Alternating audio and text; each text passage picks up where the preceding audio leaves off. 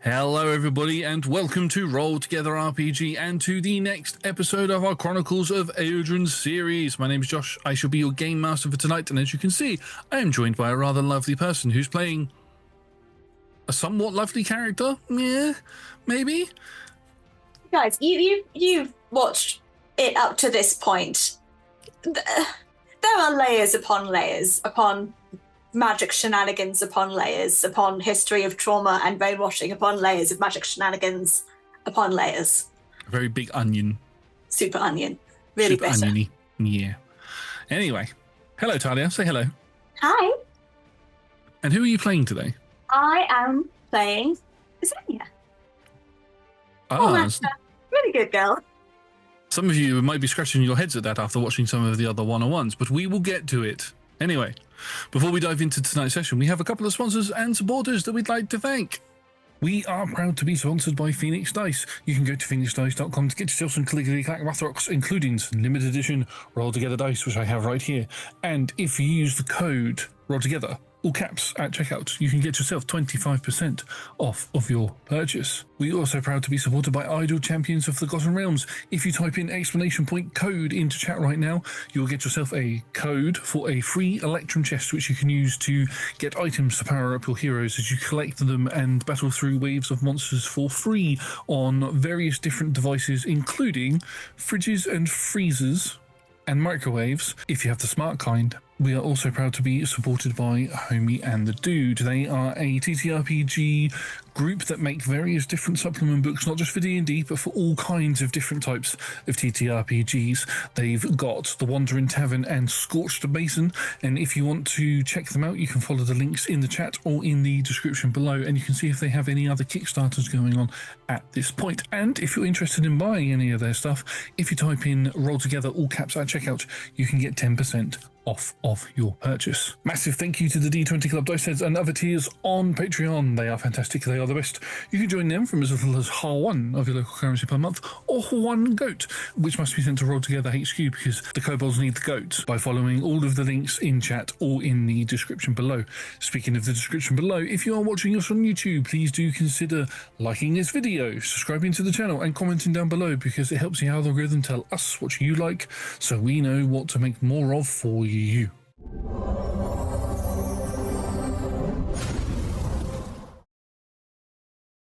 Welcome back everybody, hello and welcome to Roll Together and to Chronicles of Aeodrun campaign.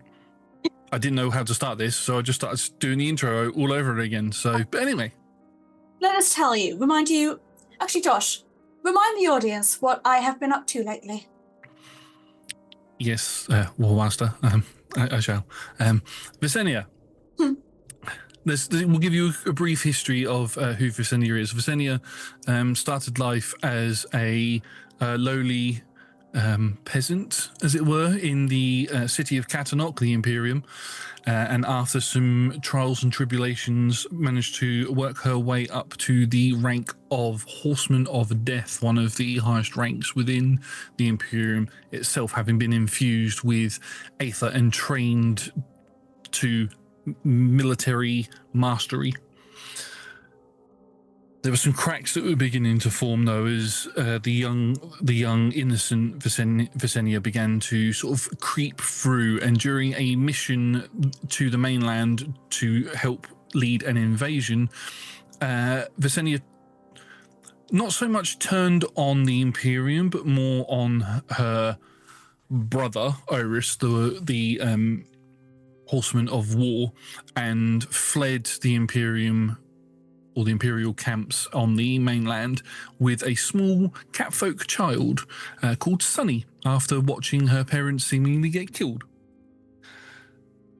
After some time travelling together, they ended up in Merkstead, where they met Solomon, or they'd met Solomon beforehand, but he took them to Merkstead, and Visenia joined the mercenary company, now going under the name Hira Castillo, and met with a group of other adventurers, all of the other party members that you have seen throughout the campaign and all of that sort of stuff. Adventures were had, missions were completed, emotions were shared. Visenia struggled the entire time with who she was, how she could be a better parent to Sunny, and struggled with her continuing loyalty to the Imperium. Until that is the day the sky fell, where our party members ended up in the temple above Merkstead, with the temple itself floating in the air. During the conflict, as Savannah and Mortigan used the artifacts that they had collected to reshape parts of Idorune to their liking, a figure came out of the darkness, a corrupted Solomon, who, as a corrupted figure sort of sprouted out of him, revealed himself to be a fallen god. Gods aren't a common thing in this world. This world is overlooked by beings known as guardians. The gods left a long time ago. But this god, seemingly having grown within Solomon's body, Solomon being a piece of one of the primordials, ancient beings, he proceeded to kill 4 of our party members and gifted both Visania and Peripatea to Mortigan and Savannah.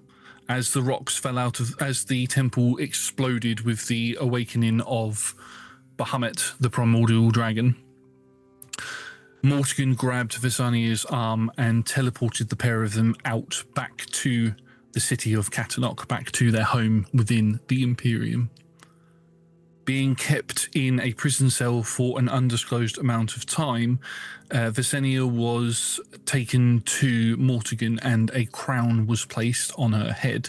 An internal struggle was had between herself and Mortigan, but it was very clear that she was not going to win this fight, and that the control that this crown had on her was permanent. The last time we saw Visania, with Talia playing Visania, I should say, because she has appeared in newspaper articles in other people's one-on-ones, Visania was on the highest balcony overlooking the city of Catanok, with the newly crowned Plague Emperor Mortigan to one side, her in the middle, wearing regal armor with the crown on her head, having been crowned the new War Master of the Imperium, with 4 new horsemen having been also crowned. That is the last time that we saw Visania. And there is one thing that I would like to clear up for everybody. There was some indications that there may have been some sort of a romantic or forced connection between Mortigan and Visania. That's not the case, no. Mortigan is the Plague Emperor and Visania is the War Master and is a level below him. There is absolutely no romantic connection between these two whatsoever. My darling brother likes when we play nice to each other, if only because it's a little bit of a torture. It's sadism, not romantic, and even his sadism doesn't lean that way. Anyway, thank you very much, Bard. It's very nice to hear the story as it was. But no one else should know, and I slit his throat. And the man who had told you the story collapses to the floor, maybe revealing that he knew maybe a little bit more than what he should have. Crush the soul, so that it can't even be used. Yeah, the soul, I'd say, as a new piece of lore for the world. It's mainly the Church of Balance, the priests of the Church of Balance that carry around these lanterns that collect souls into them. But more recently, the higher-up members of the Imperium have been gifted these beautiful ringed gauntlets. So it's basically a gauntlet a chain that goes around your wrist and rests on 1 or 2 of your fingers, depending on preference. And then it connects to each other through a crystal in the center of your hand. The rest of your hand's exposed, so it's not a full-blown gauntlet. And as this man dies, you just pull your hand out and you can pull his soul into that crystal. But even before it gets there, you just grab it and snap it out of existence. And then I go about my day. I have work to do. Attendants come in and remove the body from the floor as you begin walking. Your task for today is to head down to the Horseman Chamber, the Horseman War Room, as it were, and you are to get reports from each of the horsemen. They don't have... So one of the things that Talia and myself established as part of the law of the Imperium is as you join the military ranks and begin making your way up and sort of make a name for yourself, your character loses their surname, or the person loses their surname, and they're just known by one name. That's now been taken a step further with these, with the horsemen, because of how quickly they've changed some of the horsemen over a short period of time. There having been 3 horsemen of war in the space of a year and a half, and they're now on their second of each of the others. They're now just called War, Death, Pestilence, and Famine. Whatever their names were before have been erased. As it should be. Yeah. And also, you don't have any of the noble houses trying to lay a claim on it. We are above them. Exactly. As you make your way down to the chambers, you have been gifted. You had been gifted a new room that sits above the sort of joins the spires of the 4 horsemen together as a new construct that's been made specifically for you that allows you to sort of sit above them, but also you are connected to them as well, just to show your superiority to them. As you make your way into the room, you can see sat at the table, all 4 of them. They're all wearing full armor, so all of their facial features and everything are all sort of hidden from you, so you don't know if they're what species they are, what gender they are, or anything. They are just very much sat there in their armor, waiting for you to enter in. And as you do, they all stand up and do the Imperium salute. Which, can you remember what it is? Yes, you can. Good. Yes. Is it right or left? Right arm, isn't it? Yeah. So they all put their right arm to their temples, and they, as you walk in, they stay stood up until you sit down. I delay just because I can. And then sit because efficiency is everything. Yeah. So start. Tell me. War stands up and pulls some paperwork out from underneath a file, or from within a file that they have on their desk. My Lady Visenia, my Lady Warmaster, nobody calls you by your first name other than Mortigan.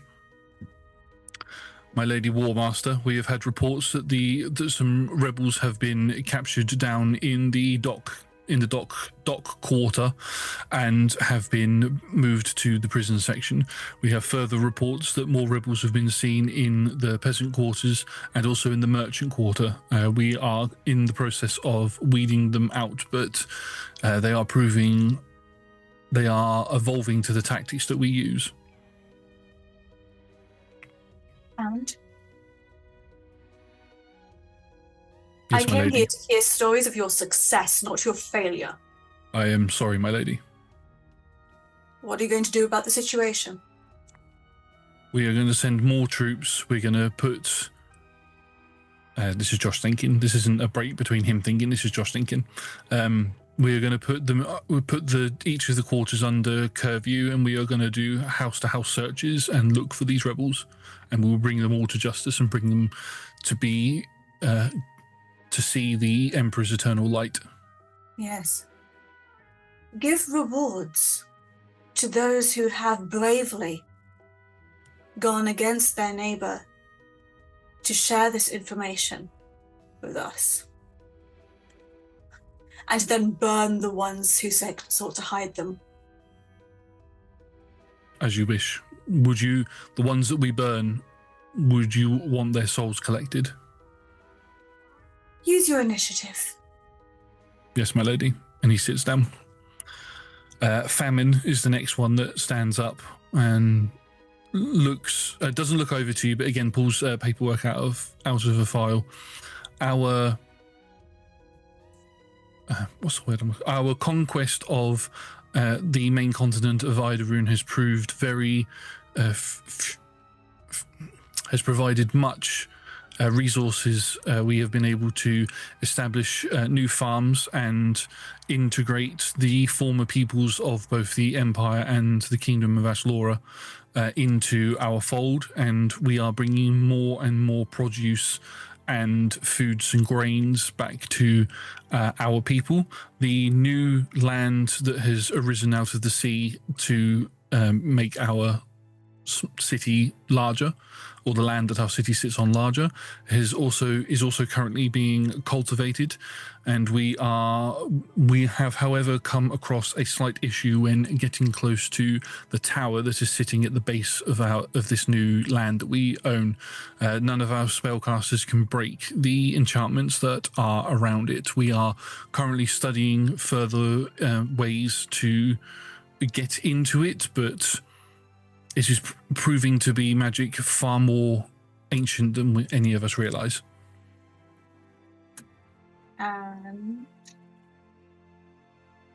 We will continue our research into this and provide you with more updates when we are able to either break through or know what it is. Fantastic. See, this is a story of success. All of the details, very listed.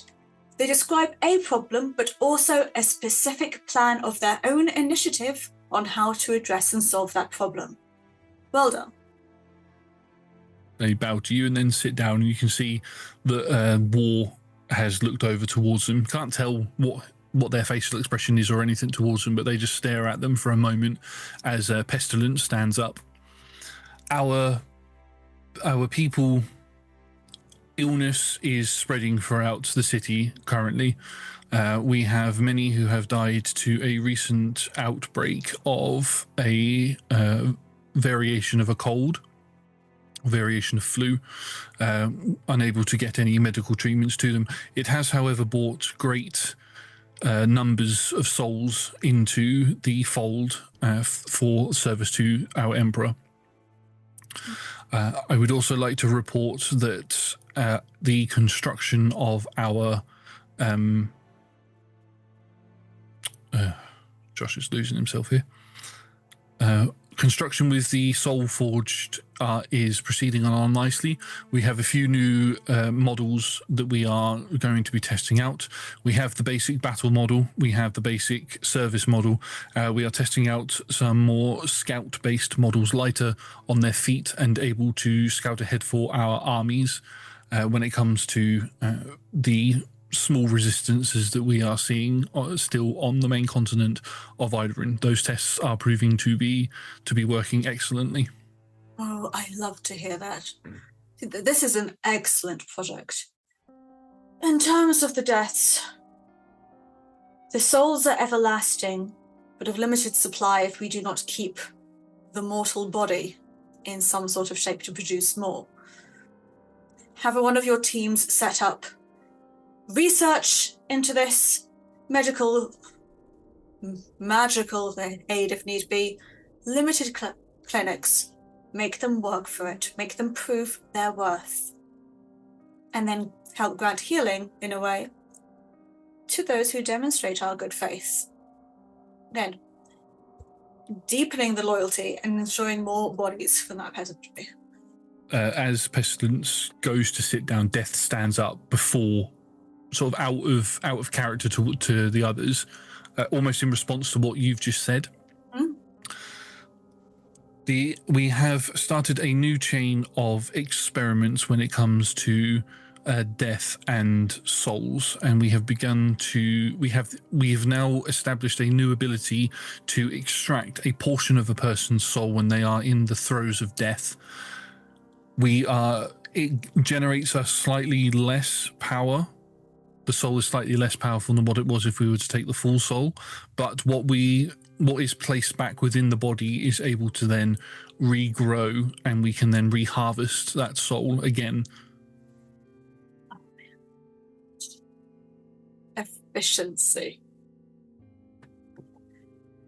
You're my favourite today. Thank you, Lady Warmaster. Go take the reward. The rest of you, eventually. Maybe tomorrow. One of them, War stands up again as Death sits down. My lady, we have had a report come through from the town of Merkstead. Rebuilding efforts have begun. The Church of Balance that was destroyed during the initial attack over a year ago is underway. We have a couple of new priests going there. Some of the former priests who have shown loyalty to the Imperium have requested to remain within the church itself. We are currently looking to assign a new lord or lady new ruler to the area.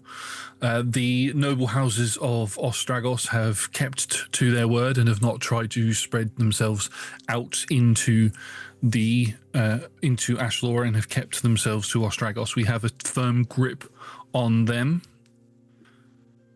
That is all I have to report on that. That is fair. Give me a list of candidates of lords and ladies. He provides you with a list of them. I won't go over names because that's, minor names. Unless you want to come up with one, that's fine. It's fine. I know you like doing that. I'll come up with it later. They're not really important as a person right now. Yeah, there's a few lists of names, who they are, where they're stationed, their social station, as well as where they are actually stationed. And yeah, so that's pretty much the meeting adjourned, unless you have anything. No. Yes. This one needs an interrogation.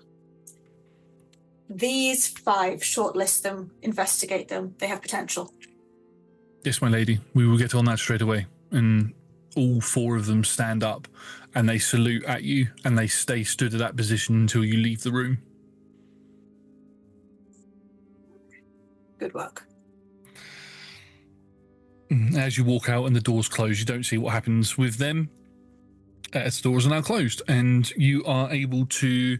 Your next task that you have been given is to make your way to the Emperor's throne room. Mortigan wishes to speak with you before you do anything else for the day.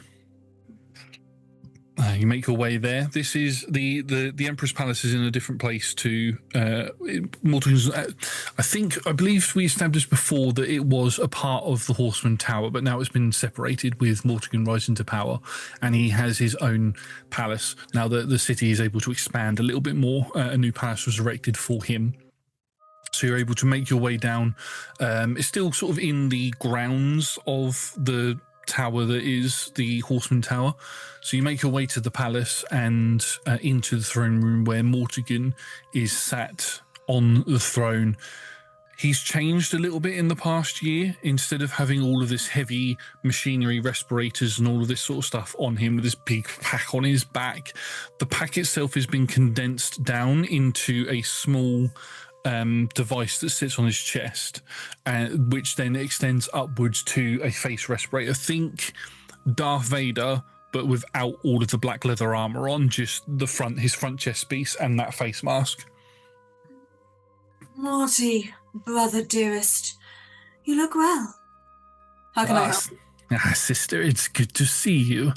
I've heard reports that our new horsemen are doing fantastic work for the Imperium, and that our establishing our power within Idorune has been fantastic. Although I have been slightly disappointed with the fact that we've not heard any more about your former allies. We've not been able to locate their base of operations, these sparrows that have formed a rebellion that are trying to fight against us. I will say most of the ones who were good at keeping secrets died in that final battle, as far as I can tell. The others... We never did come up with a name for our party. But anyway, you've seen them. They are not quiet people. I feel that they are more hiding, if they need. We've got eyes out. I will find them before they even think to move a foot. I promise. Excellent. Good. Well, while that is happening outside of our city walls, we have issues within the walls that need addressing. These rebels. I have been provided a detailed report by War, the same as you have just been provided as well, and it seems that they are doing a good job of rooting them out, although they have also suggested a curfew will be put in place in order to find them. I have heard your incentive to reward those who give their neighbours up, and sister, that is truly diabolical of you. I am proud. You can't win all wars with just vinegar. Honey is a very good incentive, especially if they know what the alternative is. You watch as he raises one of his long, elongated fingers and sort of taps the side of his cheek. Exactly the right sort of thinking. I will let you know, though, some of the rebels down in the docks did get captured. They have since been met with a swift execution, which you know what that means, don't you? You are to travel down into the morgue, and you are to, as a former horseman of death, pay your respects to the dead. I can but do my bidding. Then I will bid you adieu, dear sister. And he nods his head to you. He doesn't salute you back, but he just nods again as you do it. He doesn't have to. The acknowledgement is fine enough. Yeah. The power I have is that I don't have to hold it until he dismisses me. Hmm. And then I leave. You leave and you make your way to the morgue, basically. A retinue to the outside. No one else comes in with me.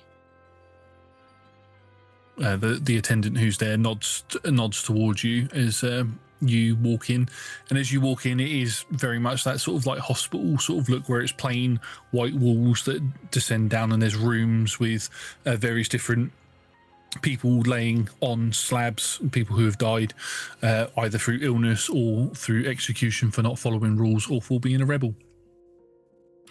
And as you make your way down, you see a couple of figures moving around in the hallway. Some of them are dragging gurneys out of rooms. These are some of the earlier models of the Soul Forged, which are a species that that Mortigan had created as a way to harness the souls that were harvested. This is a basic service, Soul Forged. Other souls have been put into standard battle ones, as I explained earlier, and that was what allowed the Imperium to do such a strong assault when the Titan's Pass fell during the day the sky fell, as it is known to in the books, history books, or will be known as in history books. But yeah, you watch as they pull a body out and take that further down the hall to be put elsewhere.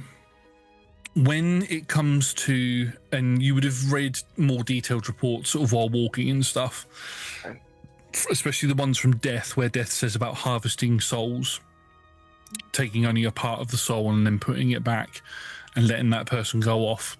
That is seen as a privilege and a reward for a lot of people. That's how it's been sort of spouted to the general public, and those that are that don't follow the laws are just swiftly executed and their full soul is harvested.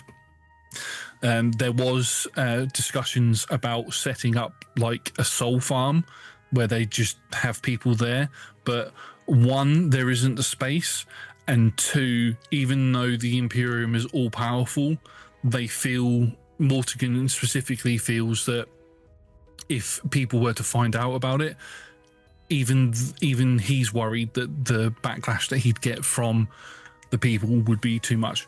The people of the Imperium, especially now that Idorune is a part of it, or most of Idorune is a part of it now, outnumbers a lot of people. So there is still some caution there with that. We've had to have, based on the nature of our city, very excellent medics. The wellness checks regularly for their own benefit, and then we just draw a little extra. And as you walk into one of the last rooms, you can see that there is a group of bodies laying on slabs here. They've all got the little tags on their feet to indicate who they were and what their method of death was. You can look over some of them and names that you don't recognise. Some were killed by various different means. I won't go too much into how some of them were killed, but you can look under the sheet and see various different ways of dying until you come to one with a name that you recognise. The name is that of Elodie, who I believe was one of your former generals. It was. And in fact, viewers, you might remember the time we created all of these people. One of my lieutenants, baby. Yep. My household. Yep. Elodie is labelled as a rebel, and that was the offence that Elodie was killed for. It lists how Elodie was killed, and you can pull the sheet back, and because this is an NPC that we created together, would you like to give a description of what Elodie looks like, even though he's technically dead? But He's technically, yes, but he was important. I have made so many of these people. I poured life and way too much time and attention to the fact that Josh was like, why are there so many? And I'm like, because that's how the Stronghold game works, and I like NPC creation. So Elodie was a water elf, essentially blue-toned skin, pale but darker around the face, around the eyes, kind of pale blue hair, slightly droopy ears, tinged. What was one of the quieter members, not necessarily super great with people or crowds. He worked as one of, I think we established, one of Vess's lieutenants, so one of the specific assassins, and also more specifically one of the training masters through all of that. One of the things that he would have always had was one of his promise rings. Marriage is a complicated thing here in the continent because there's so much going on with politics. But anyone can promise each other, and that's taken not necessarily legally, but seriously through that. And he was promised to the Forge Master, who was Julita Egaris, who was a noble. I decided because I liked the idea of it. She was just a normal elf, and she was very sweet. Yeah, Elodie, not super tall, like 5'7", but mostly so he could kind of blend in crowds, blend in backgrounds, hide in shadows, lithe, kind of like an acrobat kind of build through that. Yeah. Strong fingers, kind of soft eyes. But he's a good guy, I miss him. What's he's dead? Because I'm being bad right now. Why is he dead? That's not fair. Pick that one. I spent so much time building that relationship. Sorry. As you, Visenia, look at this body, no flicker of emotion crosses over your face whatsoever. Our camera pans towards the body, and we begin moving our way down closer towards it and closer towards it until we enter into this dead figure's mind. Can I have one moment before the camera pans? You can indeed. I'd like the camera to pan inside of Vess's head. No emotion on the face. Inside. Oh, fuck. Elodie, I'm so sorry. I'm so sorry. I'm sorry. For the Visenia that everybody knows, this is the first person that you know or knew from your days as death. One of your garrison soldiers. This is the first one that you've seen here dead. Look to see if I can, in my brain, I'm trying to see if I can find Julita anywhere next to him. You don't find her anywhere now. Any of her team always knew that death was possible, but she promised them that they would always be together in life, death, or beyond. And she couldn't keep her promise. And then the camera pans. And the camera pans, and we turn to Ellorin's body as the camera pans inside, or dives inside of his brain.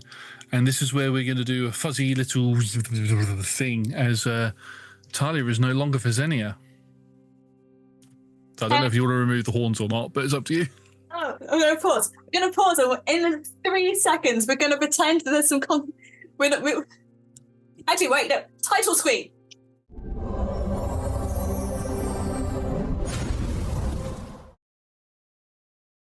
As we descend into the memory of Ellorin, we come to a time well over a year ago. After the events of something that the people of the Imperium call the Betrayal, when the War Master Oris was lost during the initial invasion into Idorune, and so was the Horseman of Death, Visenya. During this time, Visenya had travelled over here on her own, over to Idorune, sorry, on her own. She didn't take any of her people with her. They were all ordered to stay behind, and she's gone. She's gone now. Rumours are that she met the same fate as what the War Master did. Others believe that she ran away, never to be seen again, and others believe that she got captured by the Imperium for being a traitor and is being held underneath in the deepest prisons of Catanok. Nobody knows what's true. These are just the rumours that begin flying around regarding Visenya as we come to as we come back to the Tower of the Horsemen before the War Master's quarters have been made. So they are 4 individual piers that connect in a central place. And these spires also serve as the individual bastions for the different forces that each one of them controlled. And sitting in one of the lieutenant's quarters, looking over some paperwork, is Ellorin. Going through things, targets.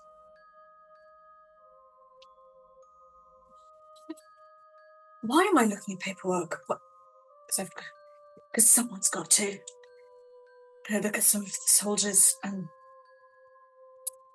how their training is going. So, trying to work, completely distracted. Yeah.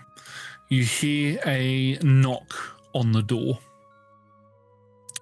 And the door opens before you even get a chance to say enter. And entering in is it's a person, fire elf in their appearance. Their hair is sort of short, but still spiky like flames, upwards, very orange and sort of yellow tips and everything, wearing robes like a spellcaster of some sort, but has the insignias of them on them as a captain, has the sort of blazing markings of a fire elf on their skin as well. This is Captain Emmett. They use they them pronouns. They walk into your quarters and look you up and down. Ellorin, we have been summoned to the Horseman's chamber by Captain Zinner. I have been requested to come and get all of the lieutenants. It sounds very urgent. Are you everything okay? I have been at odds with myself. I don't know what I'm doing. I've got no targets to send to. No one is doing their training well, so even writing reports about the last sessions, it's like everyone was sad and confused and not sure what's going on. So they didn't do anything. It 'tis very difficult without Lady Visenia's direction but please come to the horseman's quarters as quickly as you can. And with that, I have to go and stare at one of these more reports. I'm going to find one of those squads and just pick someone and stab them. I mean, lightly, but still. I will make sure that I stand as far away from you as I can, as they almost glide out of the room and begin making their way down the corridor and knocking on one of the next lieutenants, Lieutenant Tack, who is a male Graze. Hey. Sort of nods towards you as you can begin making your way towards the horseman's quarters. As you get there, you can see as the door is slightly ajar. And Ajar. Sorry. It was funny. That was you funny. Laughed. You can see the Chief Captain Zinna is inside. Zinna is a human ranger fighter. If you were to go by D&D classes, is the most senior of the captains within this regiment. But so is making sure that everybody is coming in. You can see Captain Ged as well, who is a male Reds. Also sort of talking to a couple of people. There's a few of the other lieutenants and everybody who have already made their way, and you watch as Captain Emmett and Tack both appear as well. Only the captains and lieutenants are here. Anybody else part of the garrison have not been summoned. As Tack enters, Zinna looks towards him. Lieutenant, can you please shut the doors? This is a private discussion that we must have. He nods, turns and shuts the doors, locks them. It doesn't lock them, but he shuts them and stands at them to make sure nobody else comes in. This is, I mean, we didn't get a description of this place when we did your one-on-one, but what would Visania's personal office look like?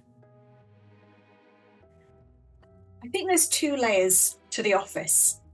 The outer layer has an expected level of ostentation. Yeah. Anyone from the family or visiting nobles or dignitaries that for some reason she has to receive them in her home. Behind a door, there's the actually bigger office, and it's much more modest. It's very practical. It's a table where kind of like a round table situation, everyone has a seat, because she valued everyone's ideas equally. Maybe her chair is a little bigger and a little bit more comfortable. She has to spend a lot of time in that chair through all of that, and also it's expected that she does acknowledge the power slightly. Cubby holds, bookshelves, a little space in some corners for anyone who is part of her team who just needs somewhere to sit.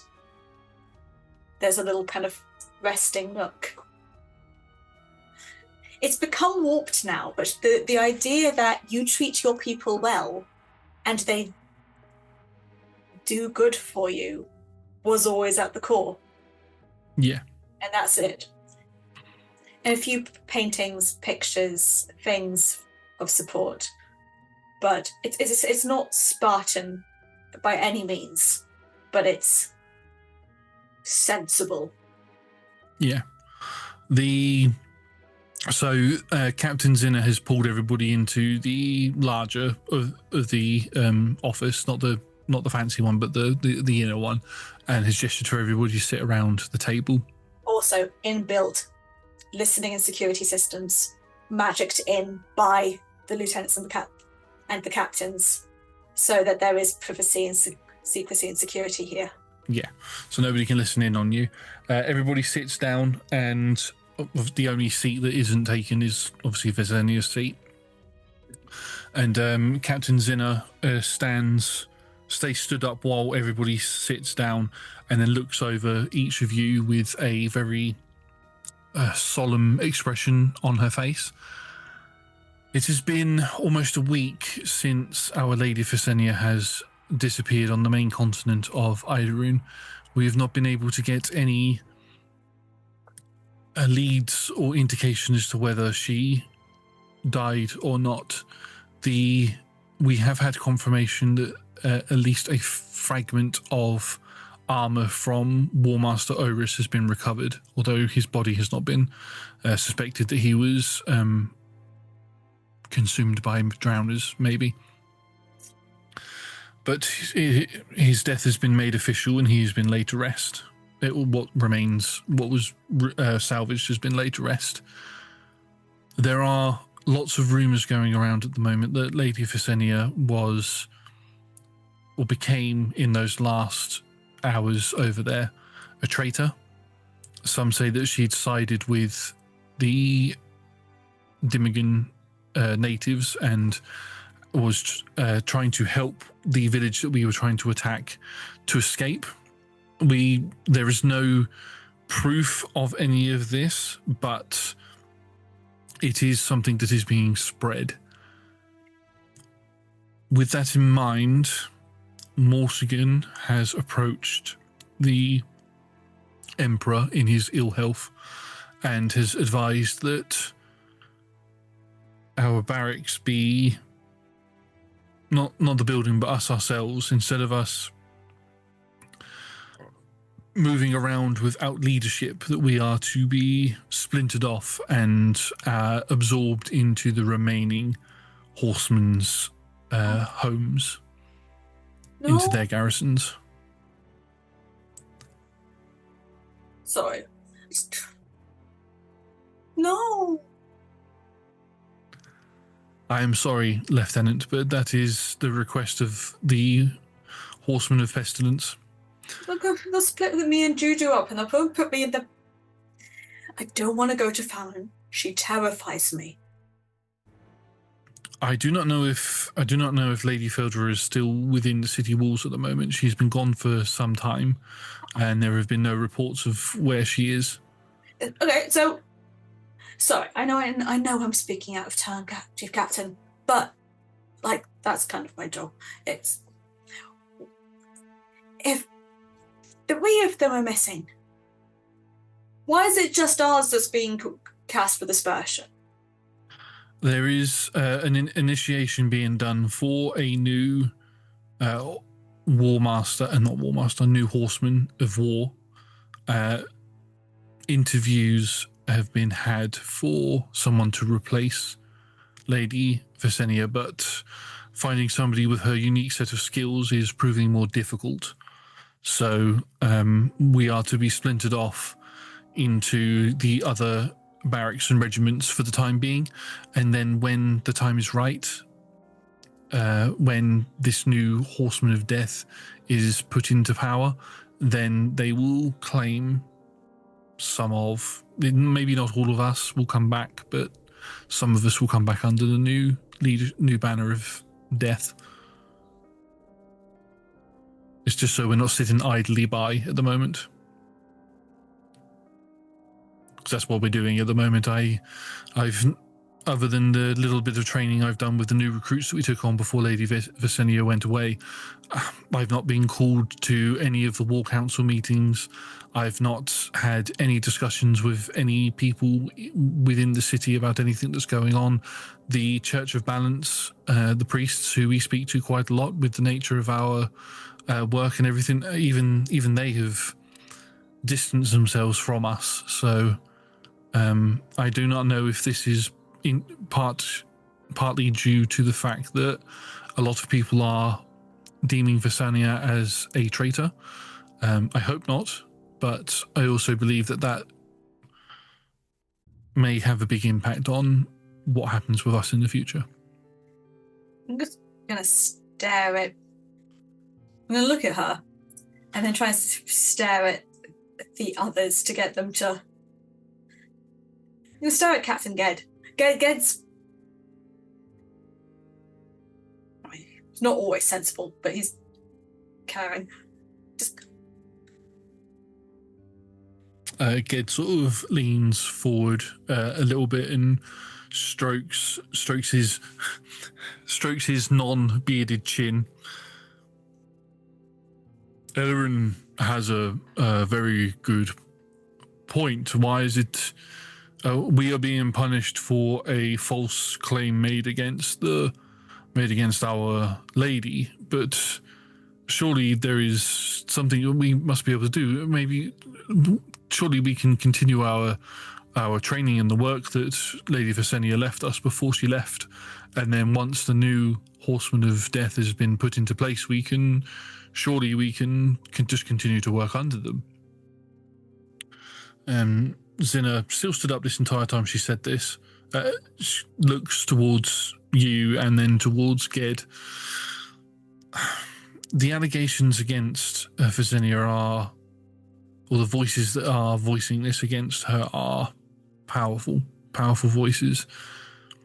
And it is believed that if we stay together as a garrison, that we may corrupt whoever the new person is, as if we are the problem rather than Lady Visenya.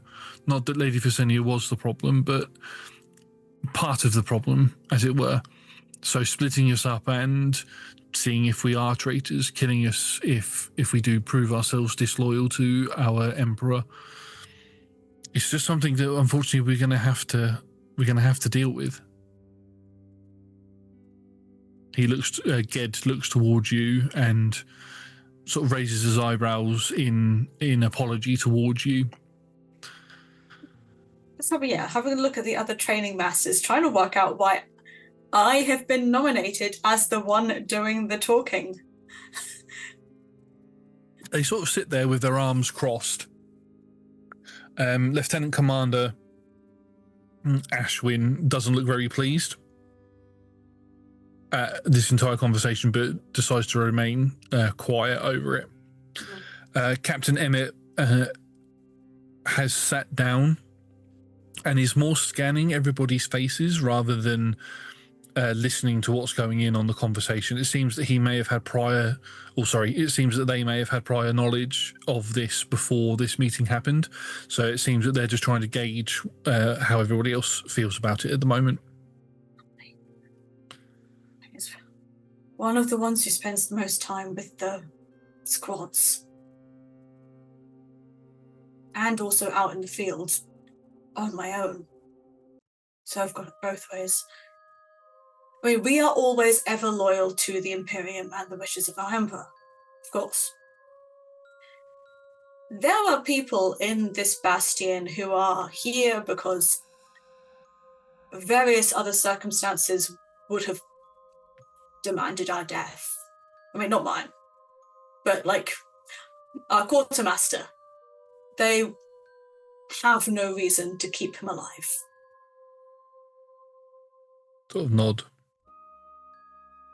Sort of nodding in agreement with you, but nobody says anything at the minute.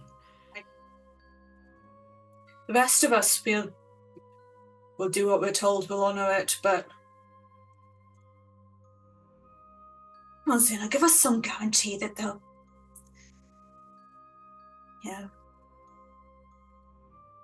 that they'll be okay. I believe things will be as okay as they can be. There is one worrying piece of news that I have heard, and this is not to leave this room. And she looks over all of you, and even Captain Emmett looks towards her with a very confused look on their face. With War Master Oris now confirmed as dead, that means that a new War Master must be appointed. Mortigan is the only current horseman that is still around, unless Feldra suddenly comes back. But even then, Mortigan still holds superiority over her. If what I've been told is correct, Mortigan is in line to become the next War Master, and with that will come significant changes to how we operate on the field of war. I would ask, and I've known all of you for many years, some of you I served with before Lady Visenya came into power here. and I respect each and every one of you, I would ask, and trust each and every one of you, I would ask you all to be cautious if Mortigan is placed within, given the rank of War Master. I do not trust him. Lady Visenya always had her doubts, but put up with him because of the position she was in. And I echo her doubts.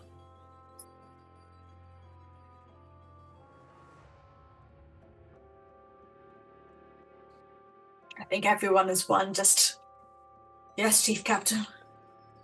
Yeah, and you can all stand up and leave. As you step out into the... I want to catch Xena before we leave. Yep, you can... everybody else begins to leave, and Emma is one of the last ones to leave, as you go to approach Xena, Emma is speaking to Xena. You don't hear what they're saying, but they're sort of very hushed and everything. And then he nods towards her, sticks their hands within their cloak, very sort of old man wizard style, and then walks out. Chief Captain. Elodie, yes. How much can I tell Juju? How much can I tell Juju? How much what, sorry? How much can I tell Juju? Because you are the only one who knows that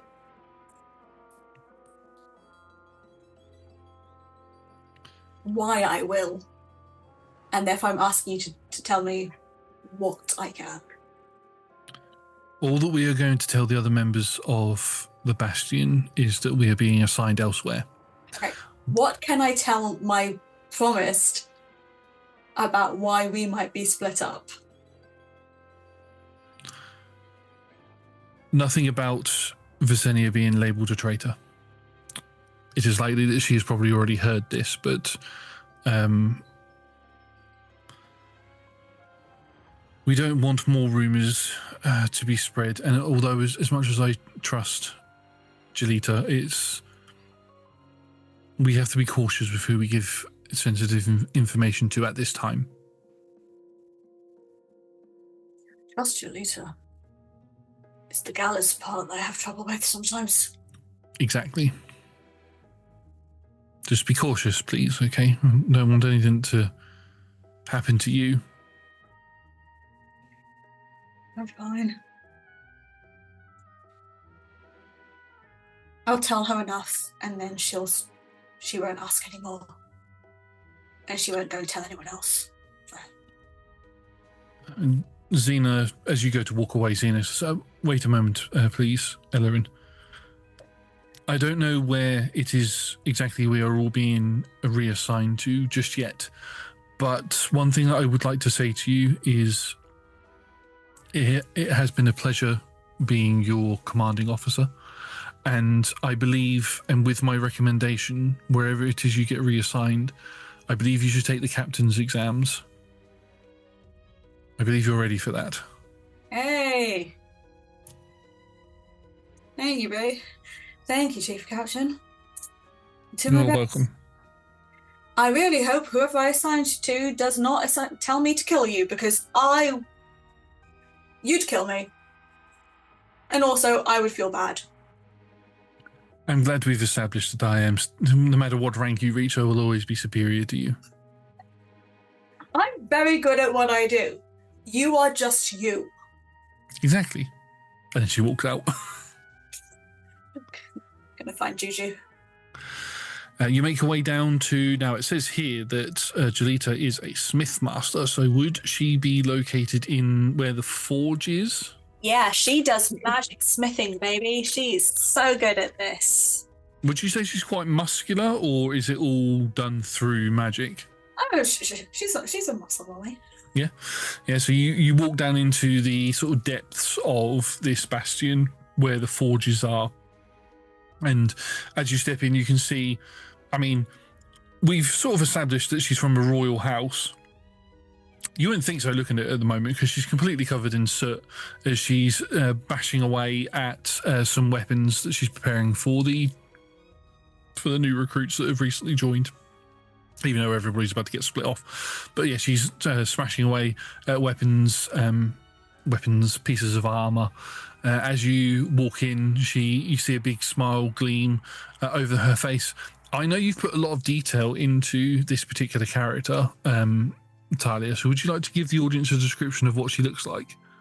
Jalita is... She's taller than Ella. She is... If Ellen's about 5'7", she is like... I'm allowed to joke about 5. Sorry? I'm sorry. Every tall person or short person or medium-sized person is canonically 5'11". Yes, yep, I do get that joke, yep. Thank you. But yeah, Jim, I think I'm gonna say 5'10" and a half, but yeah, she's 5'11", and she's blonde hair. It's kind of like a honey blonde, usually tied up sensibly. Her ears point upwards. She has very expressive eyes, kind of like it shifts between a green, grey, blue, because they're kind of hazel. Yeah. They shift like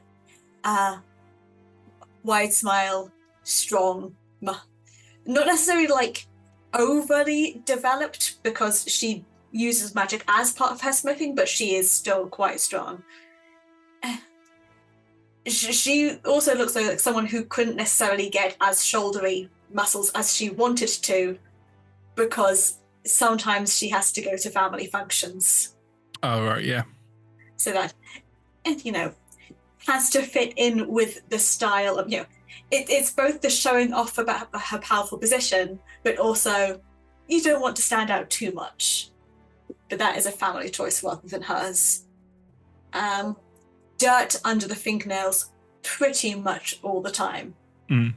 But she dresses up well when she needs to. And yeah, she's kind is the curious thing. She's kind, and she puts a lot of care and attention in everything that she makes, whether it's for one of the captains or for the newest recruit into one of the squads, barely out of training and out of their graduation, still traumatized. Yeah. Like going, okay, this thing I will make you, it will bind you to us. As she's hammering away, she looks up towards you with a big smile on her face. She takes the goggles off. She goes to take the goggles off that she has, but then she raises a finger at you. She takes the work that she's working on off of the bench, and well, actually, she doesn't. She gestures for her mage hand to pick it up and then to put it into a vat of cold water. And you watch as all of this steam billows out. And she takes her goggles off and places them down on the workbench, and with a big smile on her face, she takes her gloves off. And the first thing you notice when she takes her gloves off is the same promise ring on her finger. And she runs over to you and. It's good to see you, darling. How are you doing? What's the matter? You look concerned. We've had an all hands. Right. Even more private than this. Anyone can bust in at any time. Okay. Sure. We can go out here, and she leads you out back into an area where some of the defunct gear goes. Very rarely her stuff goes here, but some of the other smiths that are in here, who mainly the sort of apprentices and stuff, where they would normally leave their stuff. But she's the only person in the forge today. But she closes the door behind her. What's wrong? You're worrying me. I just take her hand and then I just like duck under her and just give her a hug. Oh, okay. What's wrong? I don't like it when you go all quiet like this. Headache and everything is bad. All hands. So there are things I can tell you and things I am definitely not allowed to tell you, and things that you cannot ask me. Okay. Well, I get that, yeah. Things I can tell you. The Lady Vess has been gone for a significant period of time. Yes. Everyone is being reassigned. It's gotten that bad. It's gotten that bad. Oh no. Okay. They can't find.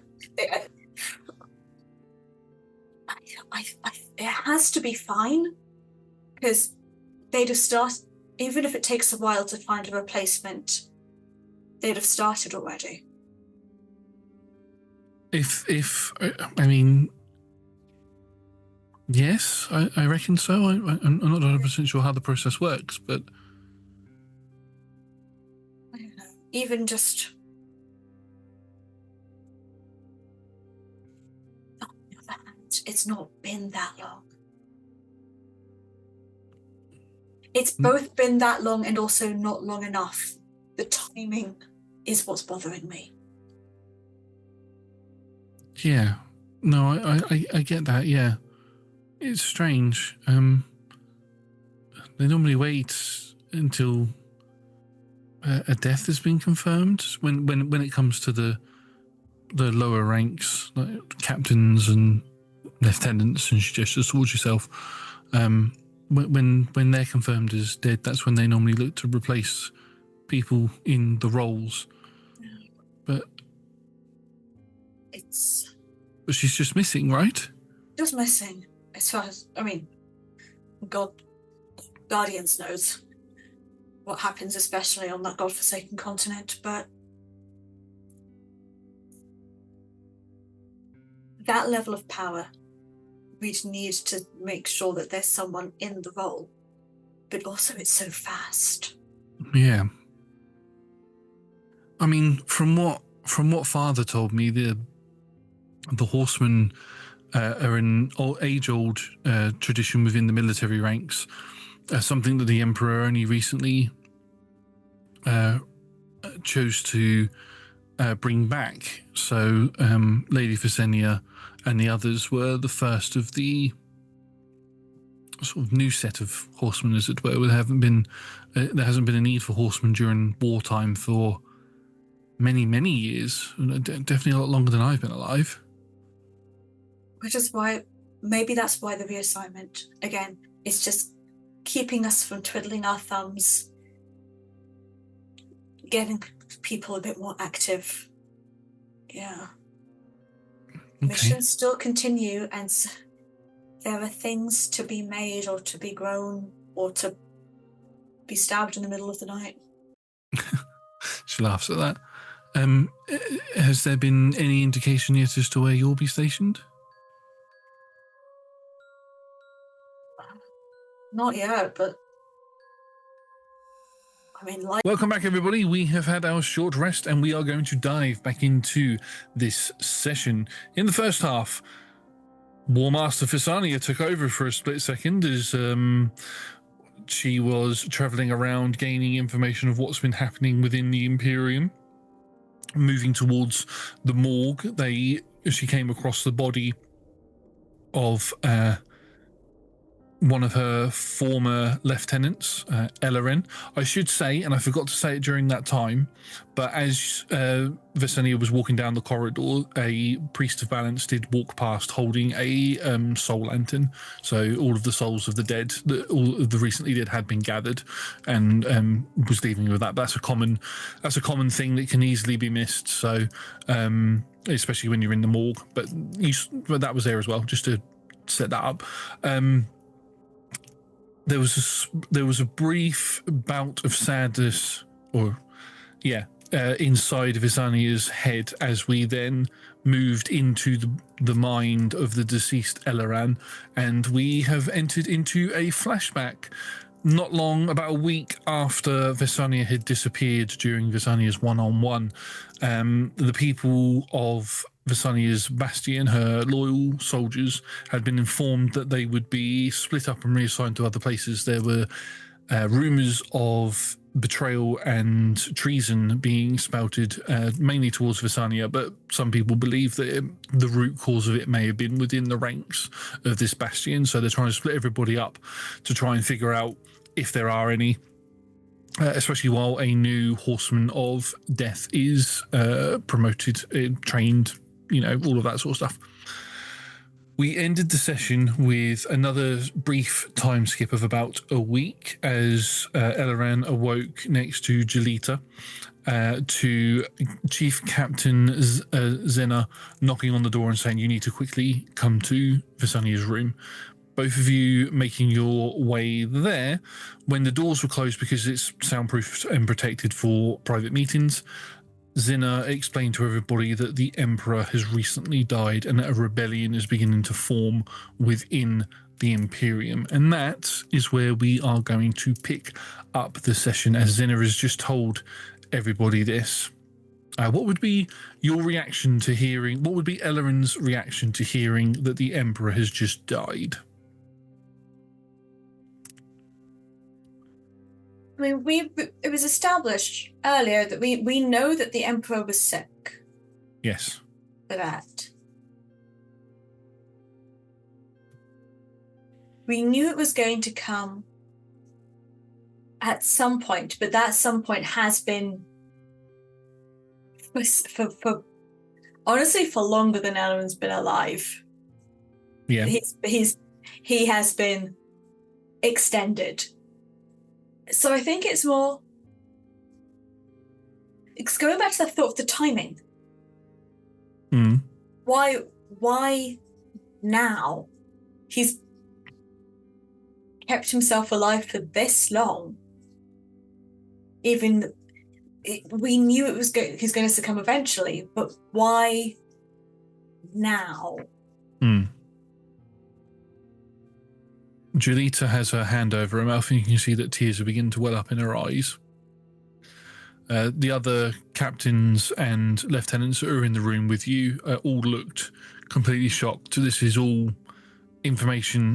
They knew the same thing as you. The Emperor had been ill for a long time, but nobody ever expected him to actually go. So the fact that he now has completely caught everybody off guard. And Zena takes in everybody's reactions to this. Looks at you specifically, seeing as you're more contemplative rather than shocked at what's happened. You're, like you said, you're thinking about the why now sort of thing.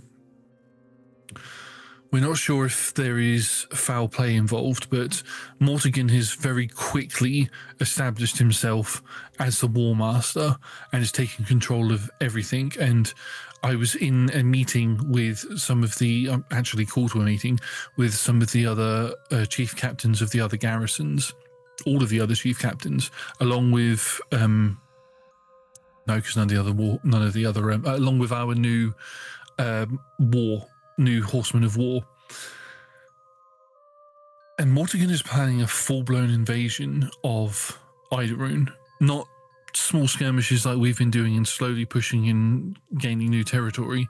He's got plans in place. He's made deals and alliances with those on the main continent to establish a full-blown invasion, take over the entire continent, kill, slaughter anybody that gets in their way.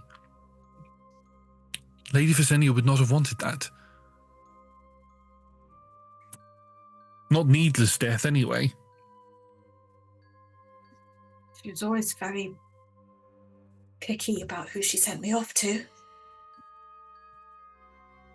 Exactly. You okay, Juju? Yeah, it's just, sorry. It just took me by surprise. I never thought I never thought there'd be a day where the Emperor wouldn't be around. Honestly, same. It's a lot. It is. Xena sort of leans on the table a little bit. This is private information. The higher-ups don't want it getting out that the Emperor has died until the time is right.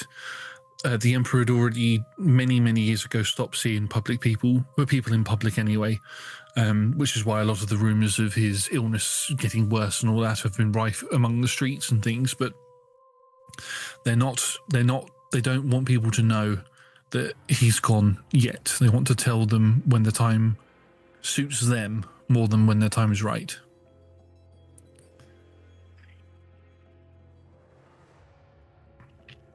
Practical, but kind of a dick move. Exactly. But that leads me to the next part about the rebellion. And as she says that, maybe a perception check, actually. I forgot to ask for that. Which dice do I use? I have new dice.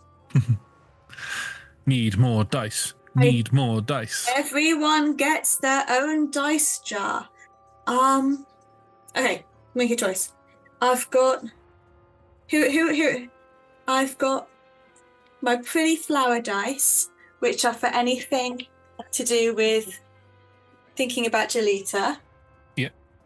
And then I have my red dice for assassin type things. And then I have these pretty ones, which are like, oh, I'll keep these because these are like water elf ones. Yeah, that'd be a good one to roll now. And then I have other secret dice, which are secrets. Secrets. What am I rolling? Perception. Yes, please. 24. God bloody hell. So the This entire is what time I do. Yeah, the entire time this conversation was happening, you noticed that there was a figure in the shadows, which you could tell that Xena was aware it was there, but hadn't acknowledged them towards all of you yet. I think and as the fact that I know that Xena knows, is the only reason that I haven't gone into the shadows myself to kill them. Yeah. And as Xena says the thing that she was saying, a spark of rebellion, the figure steps forward and pulls their cloak down, and you can see a spark of purple streaked hair in a tight ponytail licked over their shoulder, wearing tight skin leather armor with a breastplate over the top, a large whip at their side. They look like they've been through the wars. They cuts and scrapes all over her face. A big gash on her forehead that's got a big bandage on the top of it. Parts of her armor, armor and leathers are ripped in places. Is the horseman of famine, Feldra, steps forward. Everybody else there sort of bows their heads or salutes would be better, salutes towards Feldra. Don't stop that. Don't put your hands down. You don't need to do that to me. I relinquish my position as the horseman of famine.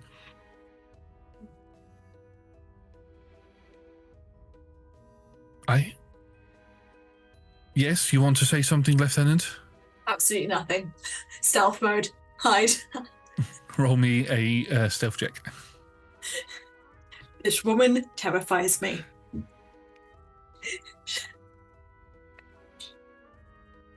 Ooh. Stealth. That is a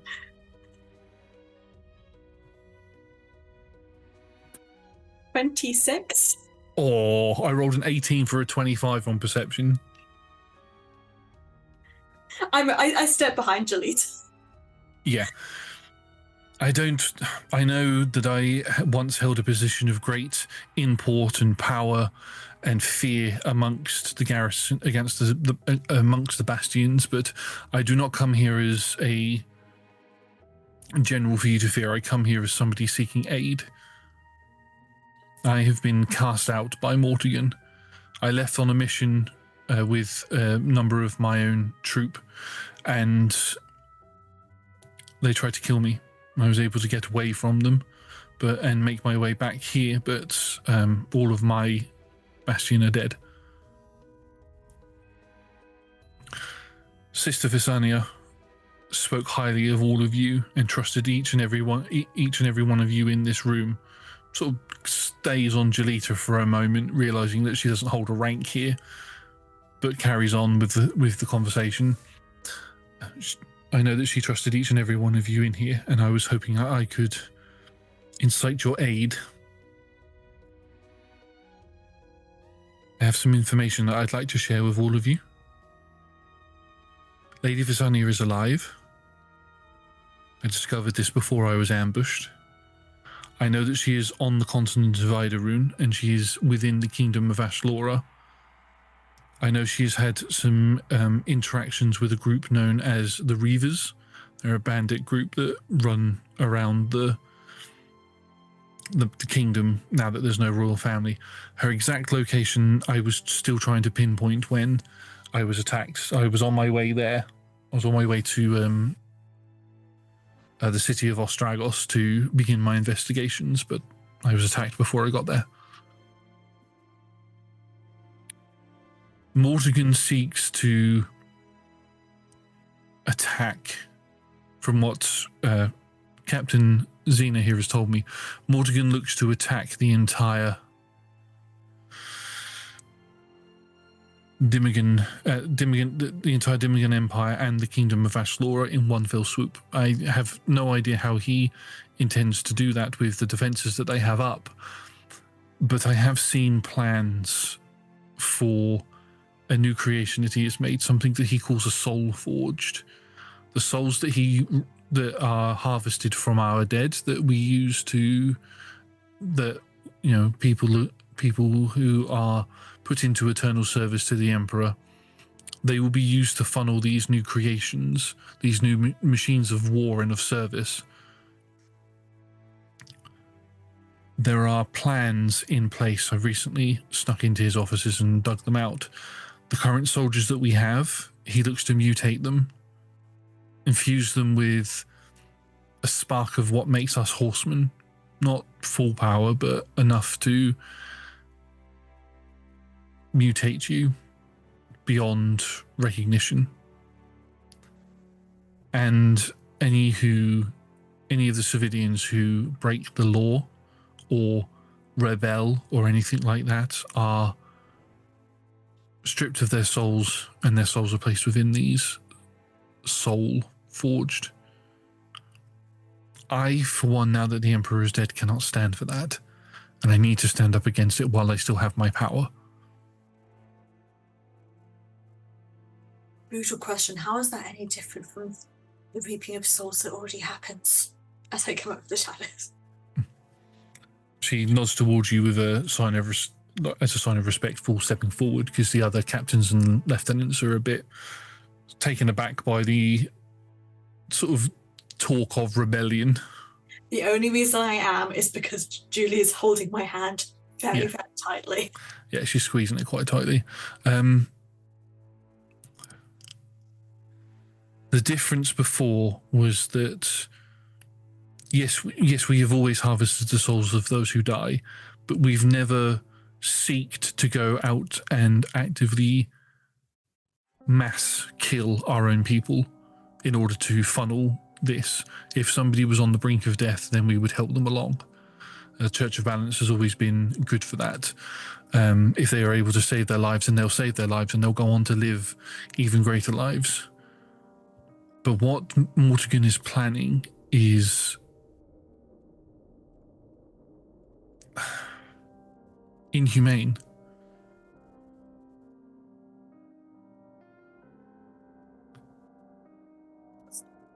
And I need soldiers to help me fight against him. I already have a few people who I won't go into too much detail in case you refuse, but I have a few people who have already agreed to join me. I have made some alliances in some places, but I need people on the inside of the Imperium to help further. And as I said, Lady Visania trusted all of you. And as much as my sister and I disagreed with each other, I have a love for her that transcends our history as horsemen. I'm going to look at Ashwin. Because Ashwin's family have been in military, they're a military family. They weren't coerced or trained. This is just what they do. She's actually that's not she. What's Ashwin's pronouns? Zay. I don't have that chat open for some reason. Ashwin. So their family has been received for generations. They're the one who broke the mold by going more into like research studies, but that means that there has been connection between military and we've been using them to go and work out what Famine's deal is a lot. Yeah. And so with that and kind of more generational knowledge of what's been up with the Emperor and more specific knowledge about Phaedra and all of the Famine spies, I'm going to look at Ashburn and just try and see what their vibe is on this. Roll me an insight check on them, please. Nudge me. Worst time I got a natural one. It's like very inscrutable. Yeah, it's very difficult to discern what it is exactly that they may be thinking, but there's been no furrow of the brow. There's been no looking around at everybody else. Their gaze has been fixed squarely on Phaedra, and sometimes it shifts over to Xena when Xena speaks. But other than that, they are stoic. Can I roll a small mini performance check to see if they can notice me trying to notice? Go on then. Pity on me. Yeah, got then. Because this is absolutely where I want to know what they're thinking. Okay, 11, it's mixed. That's fine. So I know for a fact, because we've spoken about this, that you are a fan of K-pop Demon Hunters, the same as I am. You know the doctor in K-pop Demon Hunters? Yeah. When he does the trying to look into the people's and his eyes bulges out? Ashwin just looks over and you're looking at them like that for a moment. I am really good in my day job. My night job. My day job, I am. You got to relieve the tension. You can't be a stoic badass all the time. Mm. So they step forward and sort of acknowledge the fact that you're looking at them, and a bit weird. And my family has always been one of military. I have chosen to go down a different path, but I am still within the military itself. It won't take them much convincing to join what you plan, Phaedra, Lady Phaedra, but if what Mortigan is doing goes against the Emperor's wishes and against what the Imperium once stood for, me and my family will fight by your side. Phaedra nods and they take a step back. Looks over towards Jalita. I know that you are not one of high position within this bastion, Lady Galvis, but I am aware of your family and I am aware of your incredible skill as a Smith Master. Having you on our side would be very advantageous for us. Do you reckon you could convince your family to join? She looks a bit shocked that she's being addressed directly by one of the horsemen. Squeezes your hand again for a little bit of reassurance, and sort of pulls back into you a little bit, which is odd for her. She's not normally the super feminine type when it comes to showing affection, but at this point, Phaedra scares her enough to where she sort of backs up a little bit. I'm unsure how my family will react to this. Looks towards you. I will certainly provide my hammer for you if you are also thinking of this, Ellerin, but my family will be harder to convince, but I will speak to them about it if that is okay. We don't want too many people to get to get wind of what is happening. But if you feel that you can trust those within your family to speak on this with, then please do. Okay. Hold her hand. Look at Tak and Mishka, the other two training partners. Yeah. Just go. We can talk to the recruits. They know how to listen to us without us telling them anything.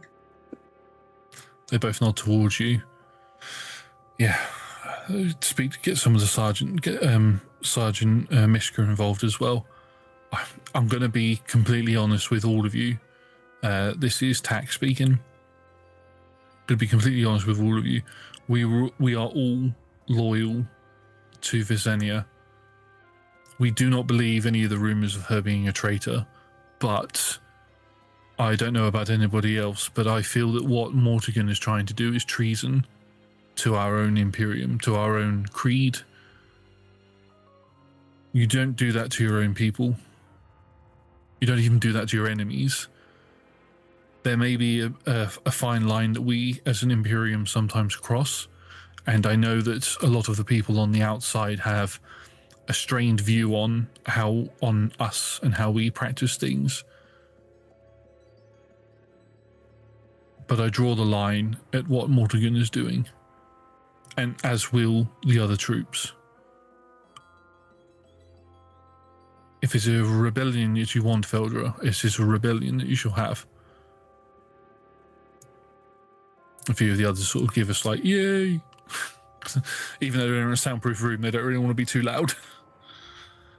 And then Feldra looks towards you directly. So that leaves you, Lieutenant Ellerin. You are the only one who has spoken up, but has not confirmed what their intentions are.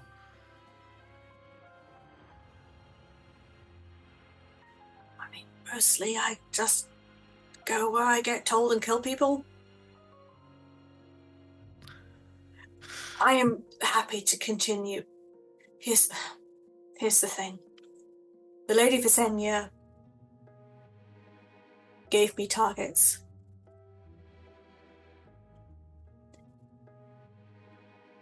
I was allowed to use my own judgment, even if it was to wipe out an entire, take out as many people. I could use judgment through that. This is the same thing.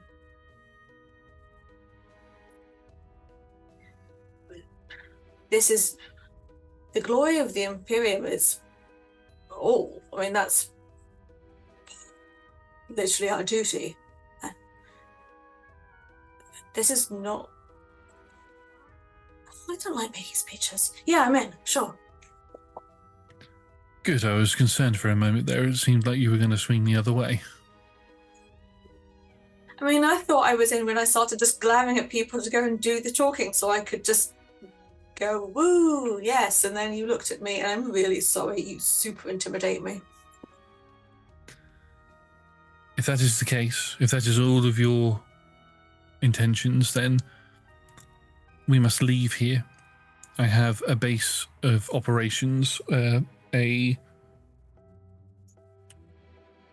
what was it called? A safe house that we can go to. It's not my main place of operation at the moment, but I think it will serve us for the time being. It is large enough to house everybody who is within this bastion, which I know there's quite a lot of you. Visenya did like to recruit often. The lowest turnover amongst all of the horsemen. It goes to show you what type of leader she was.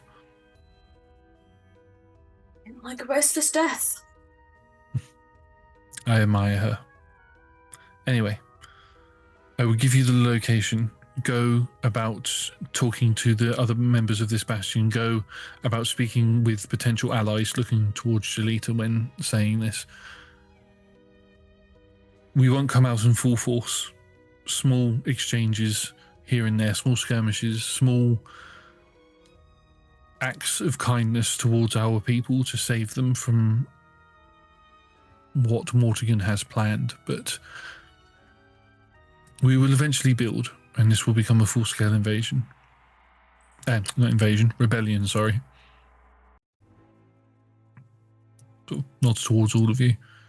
And then steps back into the shadows, and then you watch as the room sort of lightens up a bit, and then she's gone. Oh. Tack, baby, tack. Yeah. I'll talk to Mishka, you talk to the barrack master. Martina, she likes you. Right, yeah, I'll go get on that now. It's best to do this in the cover of night. Yes, says Xena. It's best to do this in the cover of night. Speak to as lieutenants. Use your own discretion as to whether you want to speak to them as their commanding officers or speak to them as friends. Whichever way you feel will persuade them the most, but at the end of the day, it is still their choice. You need to be careful. And as everybody else walks out, again, Xena stops you. I hate to say this. Anybody who refuses to join this rebellion, it is down to it is down to you to make sure that they are not able to spread this information to others and risk us getting captured and killed. You're good at your job. I know you've been on the shelf for quite some time. I hope your blades aren't too rusty. She smiles. I'm going to keep them sharp. And also, if I have to kill our own, I'm going to treat them with the respect they deserve. They're still ours. As Lady Visenia would have wanted it. I'll help Julie start packing, and then I'll go talk to Mishka. Okay. You make your way back to your room, and Jolita is there packing her stuff up. I need to go speak to my father, see if I can convince him. Oh, I don't know if that's going to go very well, is what she's saying as you walk in. She's talking to herself. I am incredibly nervous. I don't know. Oh, sorry, Cal. Is it Cal? L. Sorry, L. I don't know why I had your name as Calorin in my head for a second then, but I know it's not. Mixing me up with the other 64 people I created. Yeah, I looked at names and I was like, yeah. I'm sorry. I'm just a bit. I just spoke to one of the horsemen. Technically a former horseman now, but still, the aura farming is ridiculous. It's gonna go. So yeah, I know she's terrifying. Huh? I'm so glad you're freaking out as well, because I don't know how to handle this. It's good. The woman terrifies me. She's like. Her entire field does what I do. Or they do interrogations, but they're terrifying people. Yeah, I am incredibly concerned. Paul, don't make that face, because now you're starting to go and think that she's interesting. Don't do that. Sorry, but it's going from scared and concerned to, oh, I hadn't made that connection. Now I think she's interesting, because she's like, don't do that. She's still scary. Yeah, no, definitely still scary, kind of hot. Definitely still scary. Yes, I mean, yes, but no, that's not the point, baby. Yeah, no, okay. I'm going to go speak to my father. I think it's best that I go on my own. I don't think he would take too kindly to seeing you. Because he doesn't like me at the best of times, and especially not when things are stressful. No. So especially since you've not been put to use of late. Some choice words have been said, but I will go speak to him. Okay. They're not allowed to try and get you married off. As much as they try, I have made sure that as long as I wear my promise ring, there's nothing he can do about it. That is a win for Elodie. She gives you the deepest, biggest, most intimate kiss you've ever had. Single kiss, no tongue, none of that sort of stuff, just big and deep. And then she walks out. As I watch her leave, Second win for Elodie. Maybe later. And then, yes, you can go speak to Sergeant Miska. We won't go over like roleplay in for everybody. Basically, you'll go over and speak to each of the other important figures, which I will list their names because there's a few of them. But you did take the time to do this, so I want to honour you by actually naming them. So Sergeant Miska is a Soul Heart dwarf, which is one of our ancestries of dwarf, is a bard. It says, is it jovial but cutting, likes knitting and training, partner 3. We've got Barrack Master Altina, who is another Red's Orc, sort of half Red's Orc, half Dark Elf. Death Cleric female, female Death Cleric Battle Master, very gnome nonsense mum type. So think that is basically Zinmoira in Aeodrun. Then we've got Quartermaster Briar, who is a gardener, Briar Gardener, sorry. Male Capra, so goat folk. An ancient paladin, sort of land druid, very much older. All of his children were conscripted and he's since lost them. The youngest was sent to serve with Pestilence and never returned, probably mutated beyond belief. Regards the Bastion as his own children. So he is very much up for making sure that everybody is protected and sticking with all of you. Specialist Theobald, a smithy assistant, actually the one that raised the eyebrow to you earlier. He's a bit on the fence about it, but he's a human male battlesmith artificer.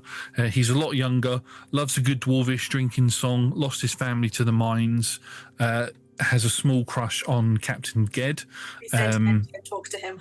Yeah, where you get Captain Ged to go talk to him and he instantly crumbles under that. We've then got the squadron members. We've got Squad A, squad leader Lavina, who is a female dark elf. We've got Merrin, who is a human healer monk. We've got Sasha, who is a catfolk distance ranger. Xavier, who is a male fiend fallen melee ranger. Asta, who is a human melee warlock. And then we've got B Squad, who the leader of that is Florella, female human rogue. Danith, a male light elf healer cleric. Jean, a male human distant warlock. Torel, a male dark elf melee monk. Gimlin, a male half greys, half clockwork dwarf melee druid. And then we've got Squad C. I'm going to go through all of these. So there is going to be a full list in our... if you type in exclamation point map, there's going to be a Google document that's going to list all of these. So if you want to have a look at them, I will have that listed there for you as well. Squad C, squad leader Alexi Zay, who is a... Oh, no, sorry, that's a pronounce. Alexi, who is a human sorcerer. Jasper, a male human healer. Oleth, a male dwarf wizard. Valeri, a female light elf wizard. Nim, another Nim, a female dragonkin male rogue. I designed that one specifically. Specifically, she was named after the princess. That's interesting then. Might have to keep them around then. D Squad, squad leader Rulvana, a female dwarf paladin. Callus, a male Reds healer fighter. Caius. I'm surprised that I've said all of those names and only one you've corrected me on so far. We've got Orin, a male human distant sorcerer. Luca, another one, a human male artificer. Zephyr, a male fire elf. Luca's not a male, they're a melee artificer, they're they, them. Oh, sorry, yes. I don't know why I said male. That's because I saw melee. I was watching down their battle positions as well. Yeah, I wrote melee and read that as male, yeah. Zephyr, a fire elf melee cleric. And then we've finally got Squad E, which is led by squad leader Charlie, the easiest name on here, who is a Greys fighter. Vivian, a light elf healer support bard. Dylan, a half dark elf distance druid. Sabrina, a female angel blessed melee bard. And Farah, a female human melee fighter. That is everyone within this bastion currently. They all have backstories and realized lives and interpersonal relationships, and I also then took time thinking about how the positions worked in each squad and what each squad does, and who under the chain of command each squad falls under, whether they're research. Okay, there is, if you do map, essentially the map of this whole diagram comes up. The one thing I am disappointed about, though, and I'm sorry about this, Talia, but there isn't a hero forge for every single one of them, or at least not one that I've seen. They're in my head. I've said that. About a week after we've recorded this, I'm probably going to get like 200 pings, and there's going to be ones of each of them individually, them sort of conversing with each other. Talia likes to do that, and I absolutely love it because I love looking at them. So. The day that Hero Forge let you have 2 people on the same square was the best day of my life. I think you can get more than that now. Yeah, but I don't pay for premium. Oh, that's fair. But yeah, that is everybody. Every single person is recruited. A few people have a few, especially like the newer members, the newer recruits who didn't quite get to meet Lady Visenya, are a little bit reluctant to start off with, but they have enough respect for the higher ups that they pretty much follow along, and they also don't like what Mortigan stands for, so it's very much a clear win for. In fact, actually, I'm going to get you to roll me a persuasion check. This isn't using your persuasion. I'm going to do this as like a group persuasion, so roll me a flat d20 and tell me what you get. Maybe do well. Oh, okay. 11. 11. Okay, there are pluses to that. I won't tell you what they are, but yeah, everybody falls in line basically. And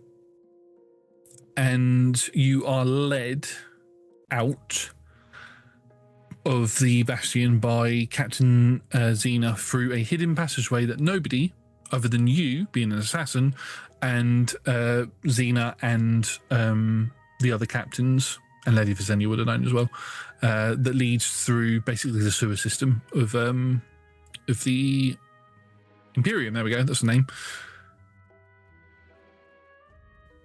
I feel there is a good point for us to have another time skip. Oh no. As a couple of things are going to happen over the next few days. So we'll say, in terms of, actually no, it's going to be quite a while. I'm just trying to think of how much time would have passed in Aeodrun. So it's probably been about 2 months have passed since this moment. In this time, more people have joined the rebellion, and you have quickly established yourselves as a presence to be reckoned with within the Imperium. Mortigan has sent soldiers. Mortigan hasn't been in the capital of Zatanok for quite a while. He's been off doing another mission. You've heard rumours of a large force. You've witnessed a large force be sent overseas, to much larger than any force that's ever been sent before, sent over to the main continent of Idorune. And you've heard rumours through speaking to some of the merchants that have docked at the docks and stuff like that, of there being a large blast of light coming from one of the locations to the east, and a mass floating continent seemingly floated into the sky and then blew up into chunks. Not 100% sure, but during this time, you've worked as part of this rebellion. You haven't been sent on as many assassination missions, because the main target for the assassination would be Mortigan, and it's incredibly hard to kill somebody that high up. Absolutely not. Yeah. I use the initiative I'm allowed to have the first time it gets brought up in a meeting, and the answer is no. Because I would like to not be dead, thank you. Yeah, and that's the thing that you notice about being a part of this rebellion, and something that's maybe a bit freeing for you. I'm not going to make that assumption for you, but it's a lot freer what you can do. There are times where Zinna has been basically promoted to a general at this point, and you've now been promoted to a captain within the rebellion. But it's a case of, yes, orders are given, but if somebody doesn't want to do something, they're not forced to, which is odd, because you'd expect a military like a rebellion to fall apart if people don't follow orders. But there's a deep respect amongst everybody who's here. When somebody is lost, and a few of the lesser members from the other squads have since died in little skirmishes and things that have happened, or been captured, one of the two. But somebody says to you, we've got the perfect opportunity to go and assassinate this person, and you've looked over the file and things and realised this person actually isn't a main cog in the wheel. Why would I want to go kill them, sort of thing? And they're like, okay, that's fine. We take your insight into consideration, your expertise, as it were. Not a strategic asset, not a strategic kill. What's the point in killing them? Oh. There's no point doing it just for the hell of it, or just to cause a bit of a stir in the city, because that's not what you're trying to do. They're also a known quantity, so we can control the situation to an extent. Yeah. We kill them, someone else goes in. What the heck's going on there? Jalita has been present, hasn't necessarily come to the safe house that you're staying at, but has begun operating out of a different blacksmith's place within the city itself, one of the family-run businesses, now that the Death Sebastian has closed down. Or it had to close down. It's recently been reopened because a new Horseman of Death has been instated, and they're building up their own forces. So there's that to contend with as well. Also, we don't go to each other's places for the security. She doesn't come to where the rebellion camp is. She might go to a specific outpost. Yeah. And she knows that she's the one who suggested it. I don't go to her estates, but I might go to one of her family cottages if we need to. But mostly we meet. There's a little house in the middle. Yeah, and that's where we kind of catch up. And it's on one of these days that you get there, and you meet up with Jalita. You're able to able to do whatever it is you want to do. I don't want to put ideas in your head, but you're a promised couple, so and you don't get to see each other that often anymore, so whatever you get up to is up to you. That all fades to black. But she begins speaking to you about her father, which is something that she hasn't spoken about much. The first time she spoke about her father was back in the early days of the rebellion. She said that she didn't outright say that she was part of the rebellion. She just heard rumors of it and wanted to get his feelings on it. And he was not happy about it. Called them all traitors and said that they all deserved to die. So from that, she knows that her father would not support what is happening here. And this is the first time in those months that she brings him up. I thought you were working on your cousin's wife's family. They seemed more susceptible. Why are you talking about your dad now? I've had her father called a family meeting, basically. He had heard that they had been approached by members of the rebellion and wanted to make sure that nobody had joined. Turns out that some of my family members had been approached by members of the rebellion, or at least people claiming to be members of the rebellion at least, but they had all turned them down. He just wanted to make sure that nobody was thinking about turning coat, as it were. As far as I know, there's no sanctioned people talking to them because we wanted to keep you safer there. I mean, he has had a tighter grip on me since Lady Visania's bastion was closed down. I've been under, not essentially lock and key, but I've had people following me around for the better part of three weeks now. It took me a good couple of left and right turns to shake them to come here to see you. Right. I'm not talking about how good the shaking is. She laughs. It was good, but beside the point. Sorry, it's a dark situation and I miss you. We are in a dark room. Stop it. Giving me ideas, sweetheart. She gives you a kiss on the chin for some reason. Because I'm staring up like happy. Yeah.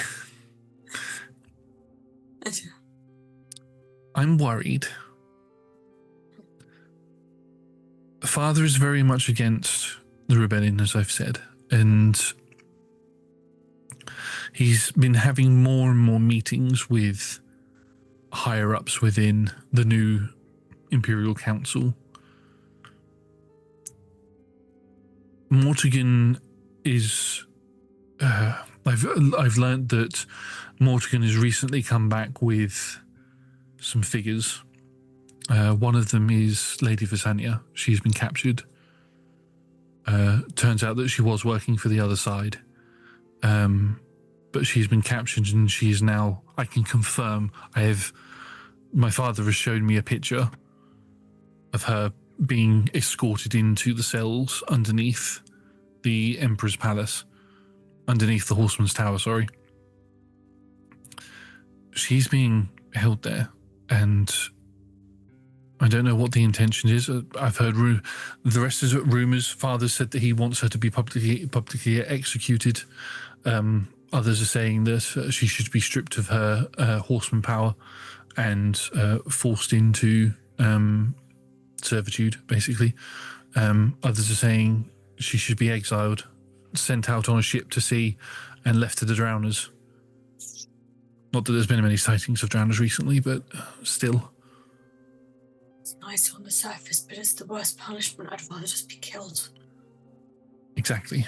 I have heard that there is... I overheard Father speaking to some of his higher-ups, and because he's quite... our family's grown... their standing has grown quite a lot in these past few months with our weapon making and supplying more equipment for the new armies and for the new bodies that are being created for the Soul Forged. We've had new designs come through for more leaner prototypes, and Father said it is some of the most intricate designs that he's ever seen in his life. So our standing within, my family's standing within society is risen a lot, to the point where my father has influence now, proper influence, not just bragging rights. Yeah, after that complete faux pas they made, yes. They've been riding on your coattails for so long. I think they still are. Yeah, but he should... You're the only one that kept them from falling into infamy after... I don't know, fucking mistake. You're too good for them. I'm sorry that you could have had a different life from all of this. And I'm not sorry to have met you, but I'm sorry that you're in all of this. Thank you. And she gives you another kiss, and everything fades to black. Another time skip. Another couple of months pass. During this time, as we've been through it during the one-on-ones and stuff, the other one-on-ones and the little vignettes we did at the end of the Awakening campaign, Visania is crowned the War Master of the Imperium. It is recorded, not recorded. It is revealed that Visania was working as a double agent She'd left the Imperium to go infiltrate the enemy forces and then turned on them to allow for the Imperium to take the Kingdom of Aslora for themselves. She's held as a hero amongst the people of the Imperium, and she is crowned the new War Master. And she looks all regal and resplendent and all of that sort of stuff. This sends a shockwave amongst those in the rebellion who are part of the rebels that were originally a part of her bastion, because they believed that she wouldn't have done this. So they are completely shocked by it. Some people have chosen to leave. Captain Ged, being one of them, has chosen to leave the rebellion altogether and leave the Imperium and has disappeared. Fair, makes sense. Oh, and all I'm just saying is, this isn't like her. She's going like roughshod over everyone. The last 2 months versus however many years we've spent doesn't make sense. Timing. Exactly.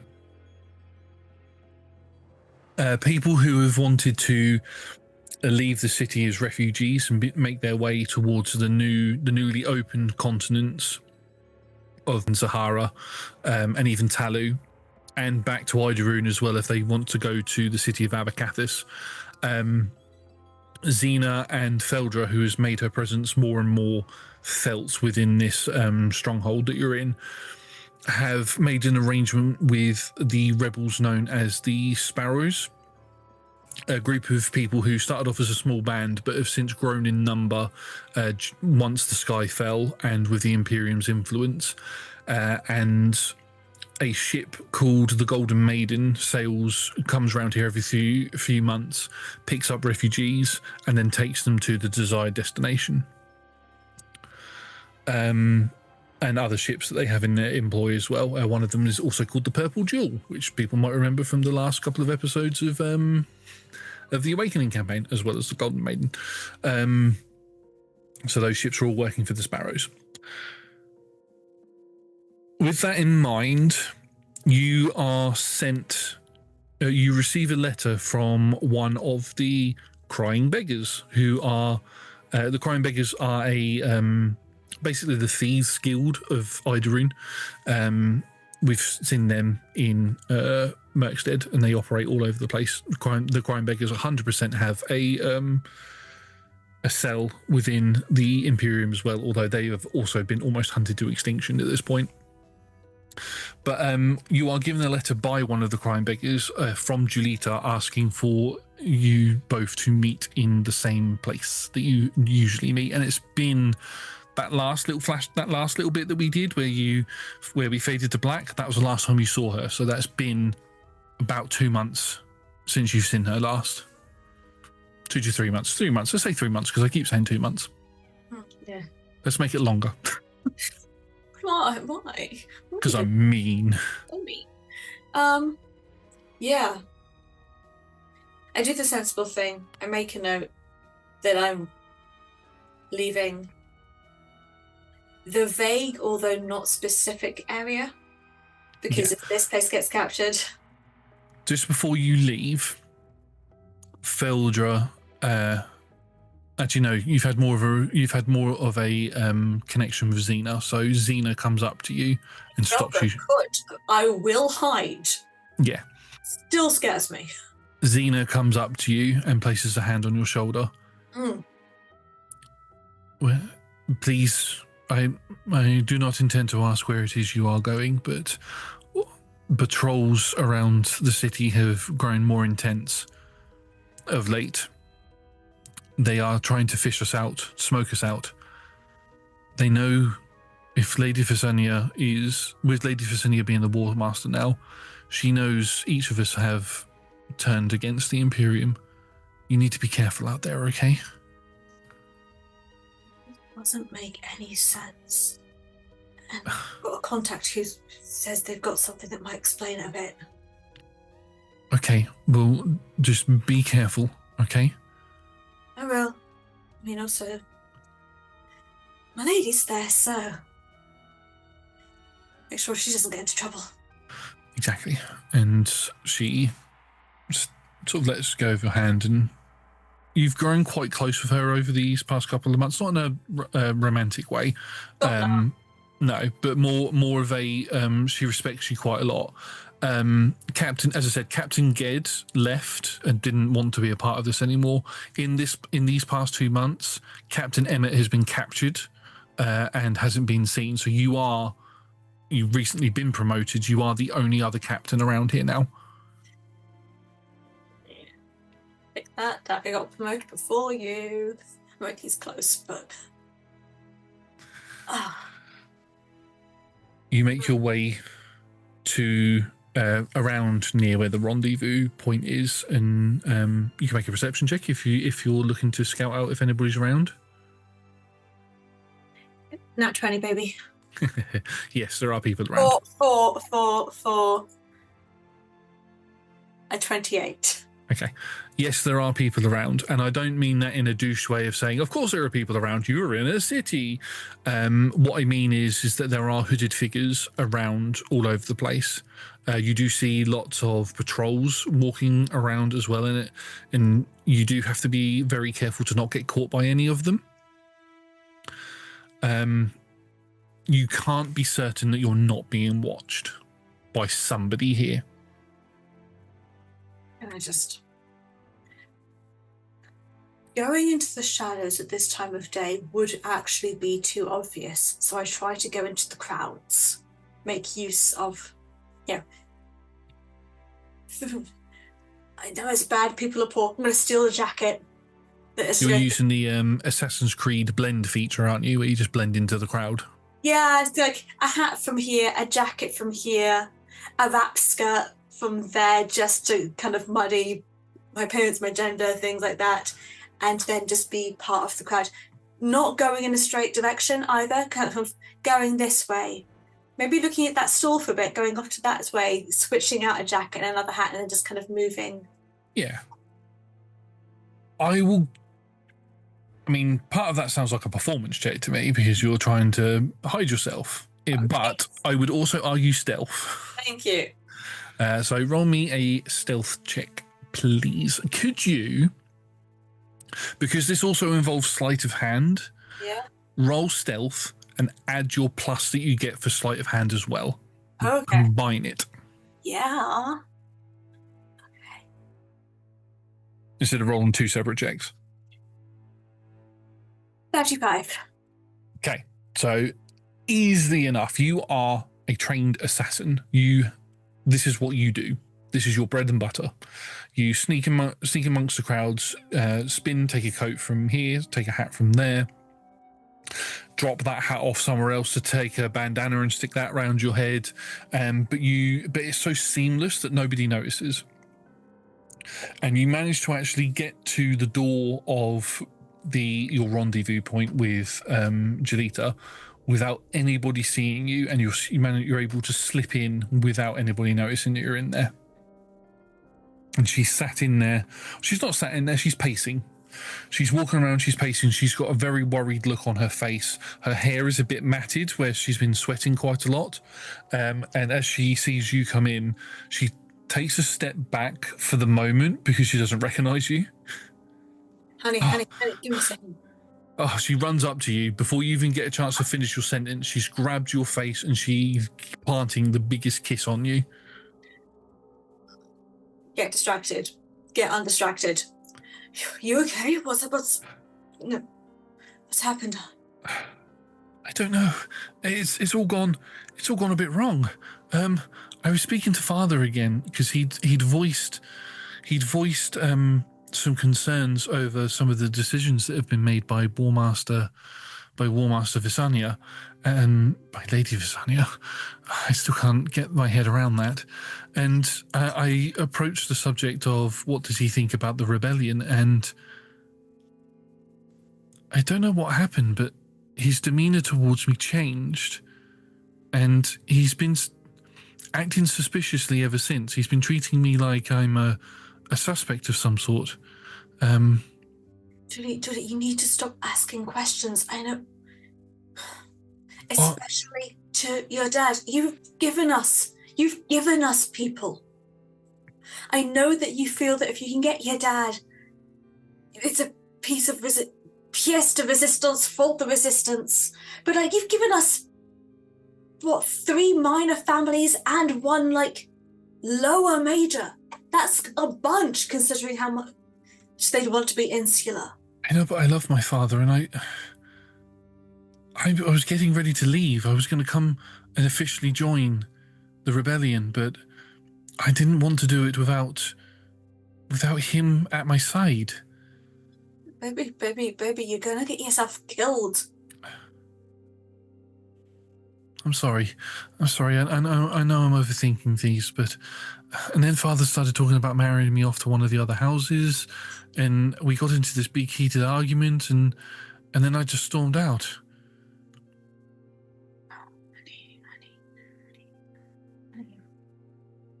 Do you follow us? Make me a perception check, please. Yeah, that's the question. 23. No, wait, my perception is slower than is it only +8? 21. You see some shadows move outside as if people are pressed up against the building and moving around outside. Julita doesn't notice this. I'm gonna... What? Anywhere. This room, trapdoors, cupboards, somewhere in the afters. Where can I put her? There's nowhere like that here. This is just a basic abode that has been abandoned for a long time. What's wrong? What's wrong?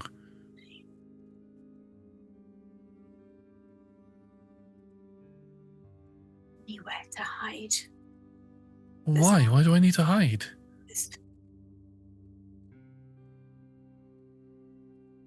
Baby. Yeah? This life and the next. And it's the phrase that I say to her any time that I'm going on a mission where I think that I might not come back from. She looks at you with slightly wide-eyed, and she pulls you in for another kiss.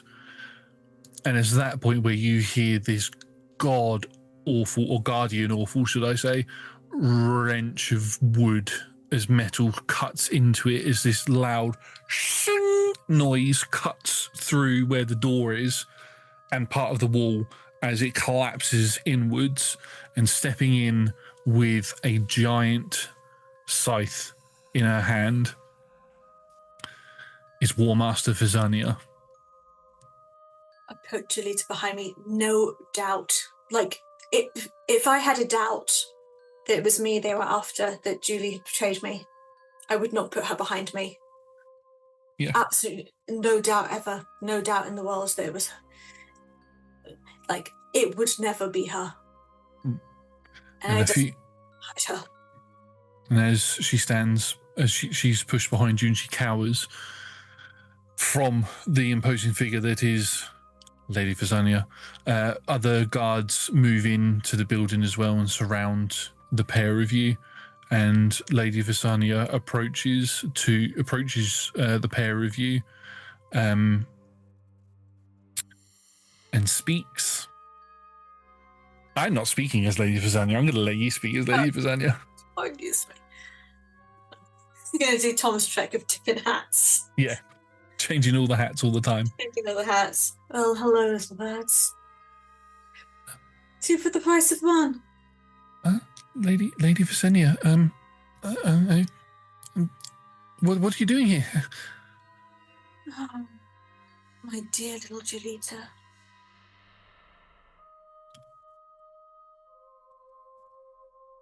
You just needed to follow orders. I've followed every order that I have been given by my father. I am sorry if that has displeased you at all, lady. And she sort of nudges Elodie to try and speak up. I'm going to make you roleplay as both. Oh, God. Feel my pain as a DM. Yeah. Lady Vess, what are you... She's I'm the one. She's been fine. I'm the one that's using my wiles to coerce this good woman. Just shut the fuck up. Please. So, my dear, I know that you've not been doing your duty because your father's the one who reported you to me. No, I've been doing everything. I've been doing everything that I've been told to, and I'm sorry. I'm sorry. And she sort of cowers away a little bit. Where's your spine? You had more spine when you worked for me. Sorry, my lady. And she you feel, Elodie feels sort of her chest sort of puff out from behind her as she tries to sort of act a bit stronger. But the fact that this is a war master stood in front of her is petrifying. It's just the sheer aura that Visenya is giving off at the moment is enough to cripple anyone in fear. Stop court faking it. This is not Julie's natural personality. This is court manners. Yeah. I'm sorry, Lady Visenya. I am just in awe of your immense power that you have. She visibly shaking. If Elodie was a mobile phone, he'd be going at the moment because she's vibrating that hard. Words not the right ones to use. And he, not he, you're Elodie. I'm getting confused, and I'm not the one role playing as two characters here. You're Elodie. No, I'm Elodie. Yeah. I think to make things a little bit simpler, one of the guards steps forward as Elodie goes to speak, and with the butt of their weapon cracks him in the temple, and he falls to the floor, effectively taking him out of this conversation. So you don't have to role play as both of them, but he is still lucid. It's like he was about to grab a knife and essentially kill himself by attacking the Lady Bess. I think this guard or this soldier saw this and swung out at you. Yeah. And just purring on. No, please stop.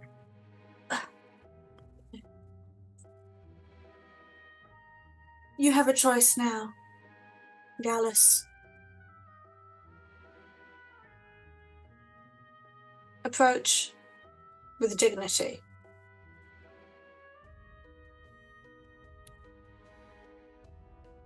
Or don't. Nice. As she's stood there, she looks towards Visenya, looks down at Elodie on the floor, takes a step forward as if she's going to walk towards Visenya, but then moves towards Elodie's head with her back to Visenya, kneels down and kisses Elodie on the head. And I've forgotten what the saying was. What was it again? Both in this life and the next. So easy to think. And she says, both in this life and the next. And she says it loud enough for Visenya to hear. Well. And that little minx is right by that boy's knives. Wait for her to try. And then take her down. Yeah. Her hands slide, just moves towards one of the knives, and this, I mean, it's not even a slash. It's more of a, you spin the blade the other way, and the hook part of it goes through Jolita's gut and comes out where her heart is, and you just lift her off, and she coughs and begins to lull as Elodie sees this. And as her body is thrown to the floor, Visenya, you raise your hand out with this soul gauntlet on, and you extract Jolita's soul. Well done for trying. I applaud you. But treason demands execution. know what to do about you. One of the soldiers steps forward. My lady, this rebel here could have useful information. Looking at the rankings, he holds the rank of captain. We might be able to get useful information out of him to hunt down the remaining rebels. Oh, you finally got promoted. Well done. I'm sorry for speaking out of turn, my lady. It's just I feel that his information will be valuable. What was it? No, you're fine. Actually, no, you annoy me. Both. Falls to the floor. It's not a case of you slit his throat, because your strength has also been amplified. So you go to slit his throat and his head just falls off and he collapses to the floor. Oh dear. And then quick catch at Alan. You got promoted. Well done. You were so close.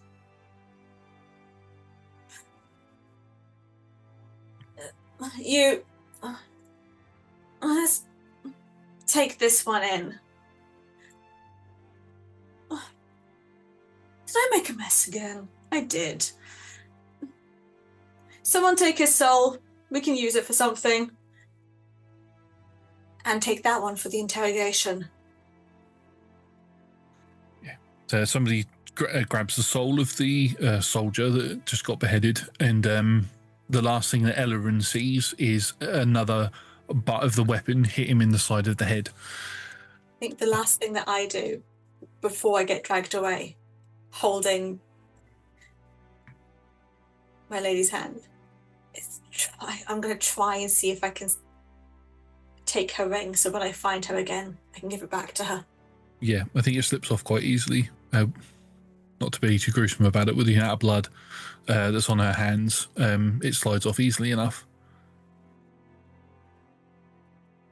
One of the last things you hear as you get knocked out is one of the soldiers say, as Lady Visanya has walked away at this point, and it says, they say, take her body back to her family home as a warning for them to not even consider rebelling against us.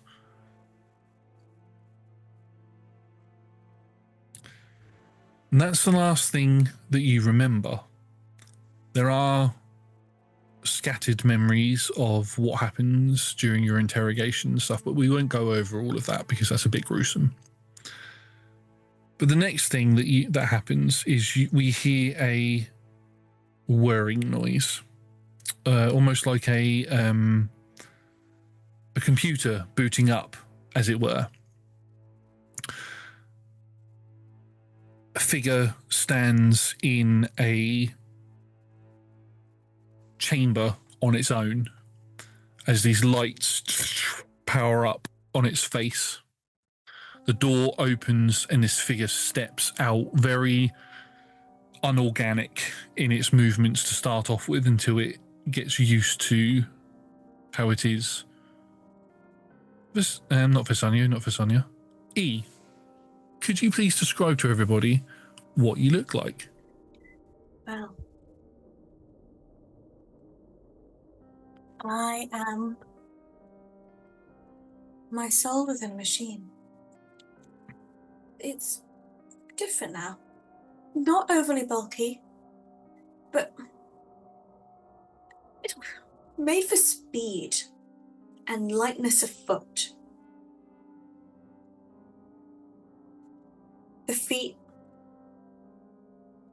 kind of a little pointed like a dancer. Yeah, as small amount of like ground interaction as possible while still having a strong connection. Chambers and pistons in the leg to make it go without being too bulky.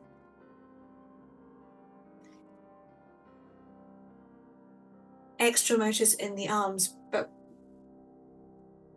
blades, movement, hands that twist and turn all directions.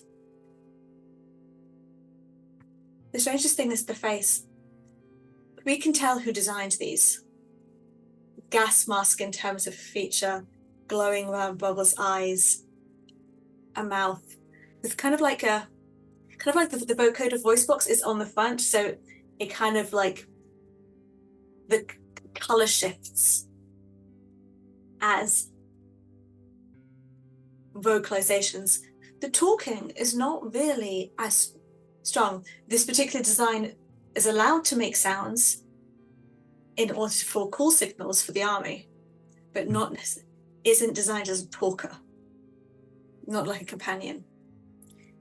Elements of bone kind of grafted into that metal, I mean, possibly part of E's original body, and a spine wrapped around them, again with more power cords wrapped through that, and then dressed in garment that kind of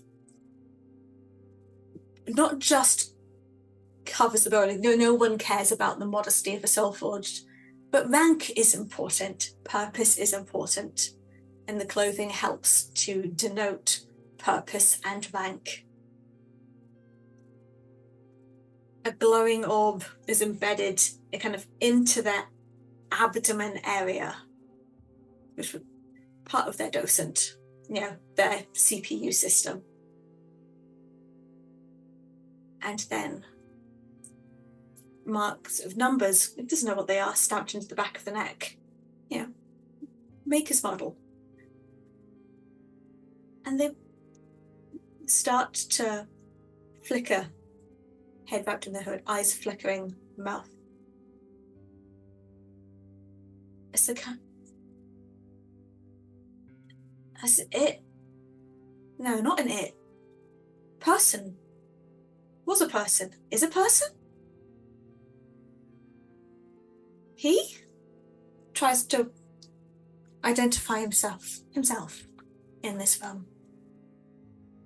As you try to do that, you feel a slight spark hit you in the neck as you feel a foreign object on your neck, some sort of a bolt. And as that sparks, those thoughts leave your head for a second, and you begin to see a visualization of a face form in your mind as somebody who looks familiar to you, but you're not sure who they are. A lady, a woman that goes by the name of General Xena. She looks familiar, but you're not sure who she is. Next to it, writing appears. Target for assassination. Head of the rebels. Kill on sight. Hunt now.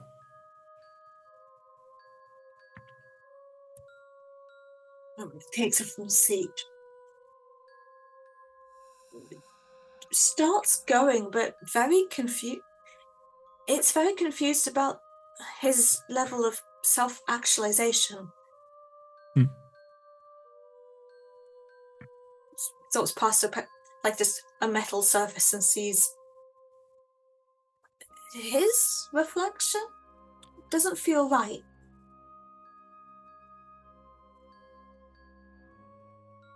Right, no. Kill. General.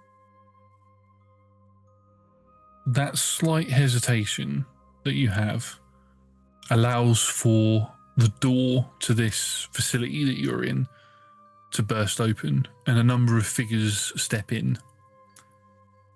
You recognize some of them, not all of them, but one of them stands out to you as the target that's just appeared in your face, holding what looks to be a stone, a crystal within a stone that has a small piece of magic that's coming off of it and is pointing directly at you. Right, Elodie should be in here somewhere. I've got a track on his life force. He should be, and she looks up and sees you looking directly at her, and she looks back down at the stone and then looks back at you. Oh no, Elodie. Mm-hmm.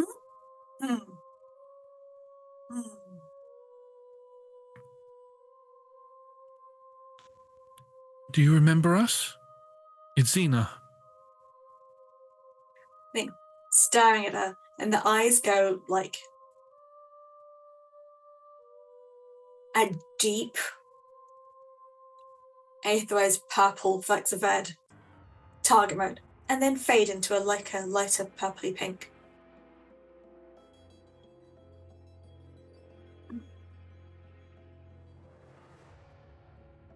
You.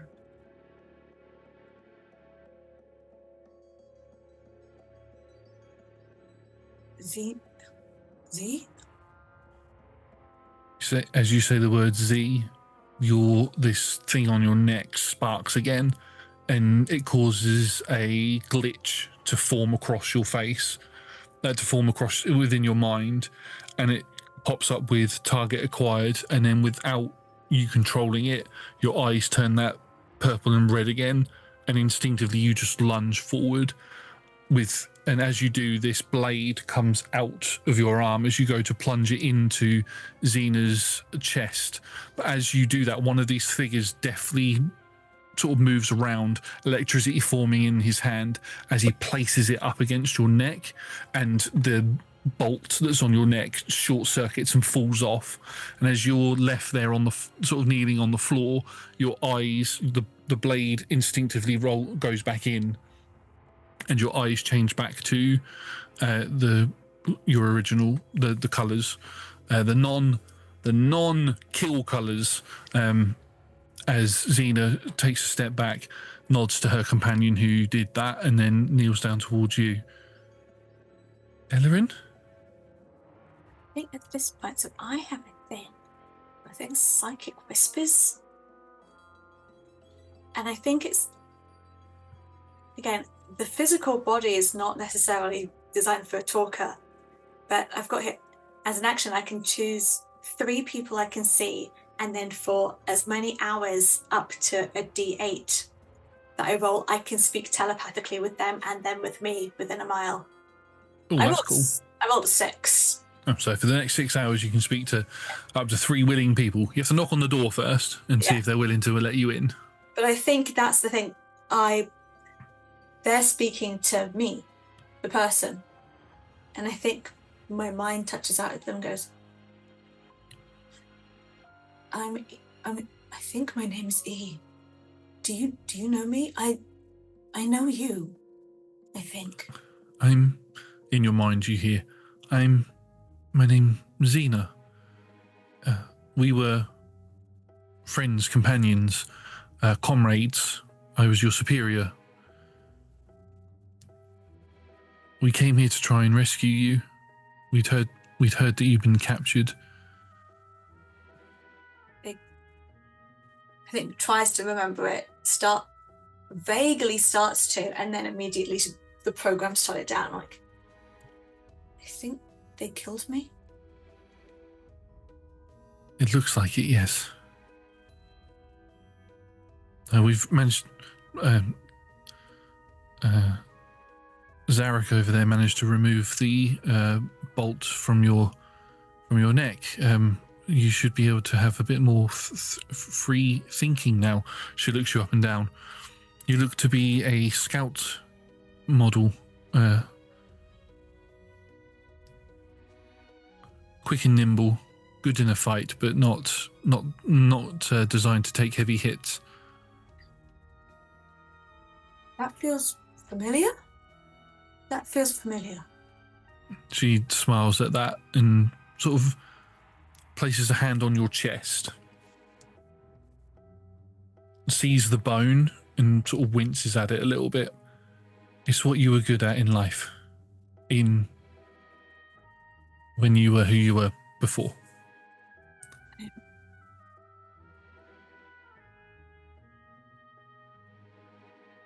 I am very confused.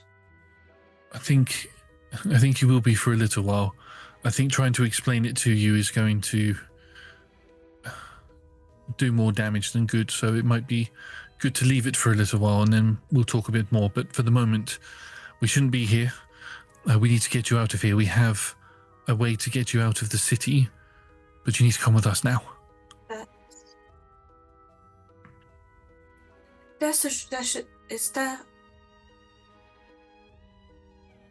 There should be a blonde.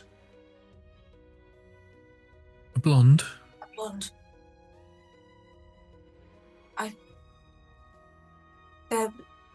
Was there a blonde? With the pretty sun hair?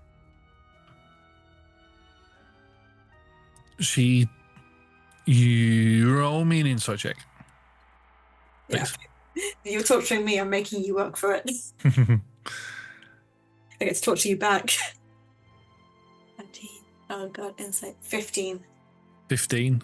She takes a bit of a, not a step back, but she leans back a little bit as she's knelt down towards you. Recognition is on her face. She knows who you're talking about. And after a few moments, maybe 10 seconds, yes, yes, our friend, the blonde one, yes, she will be waiting for us where we need to go, but you need to come with us. Sunhair. Sunhair, yes.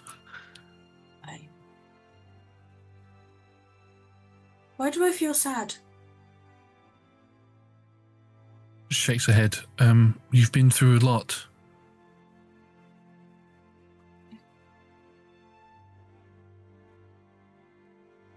You I feel trustful. Help me find me? I will try. Let's go. And she begins leading you out.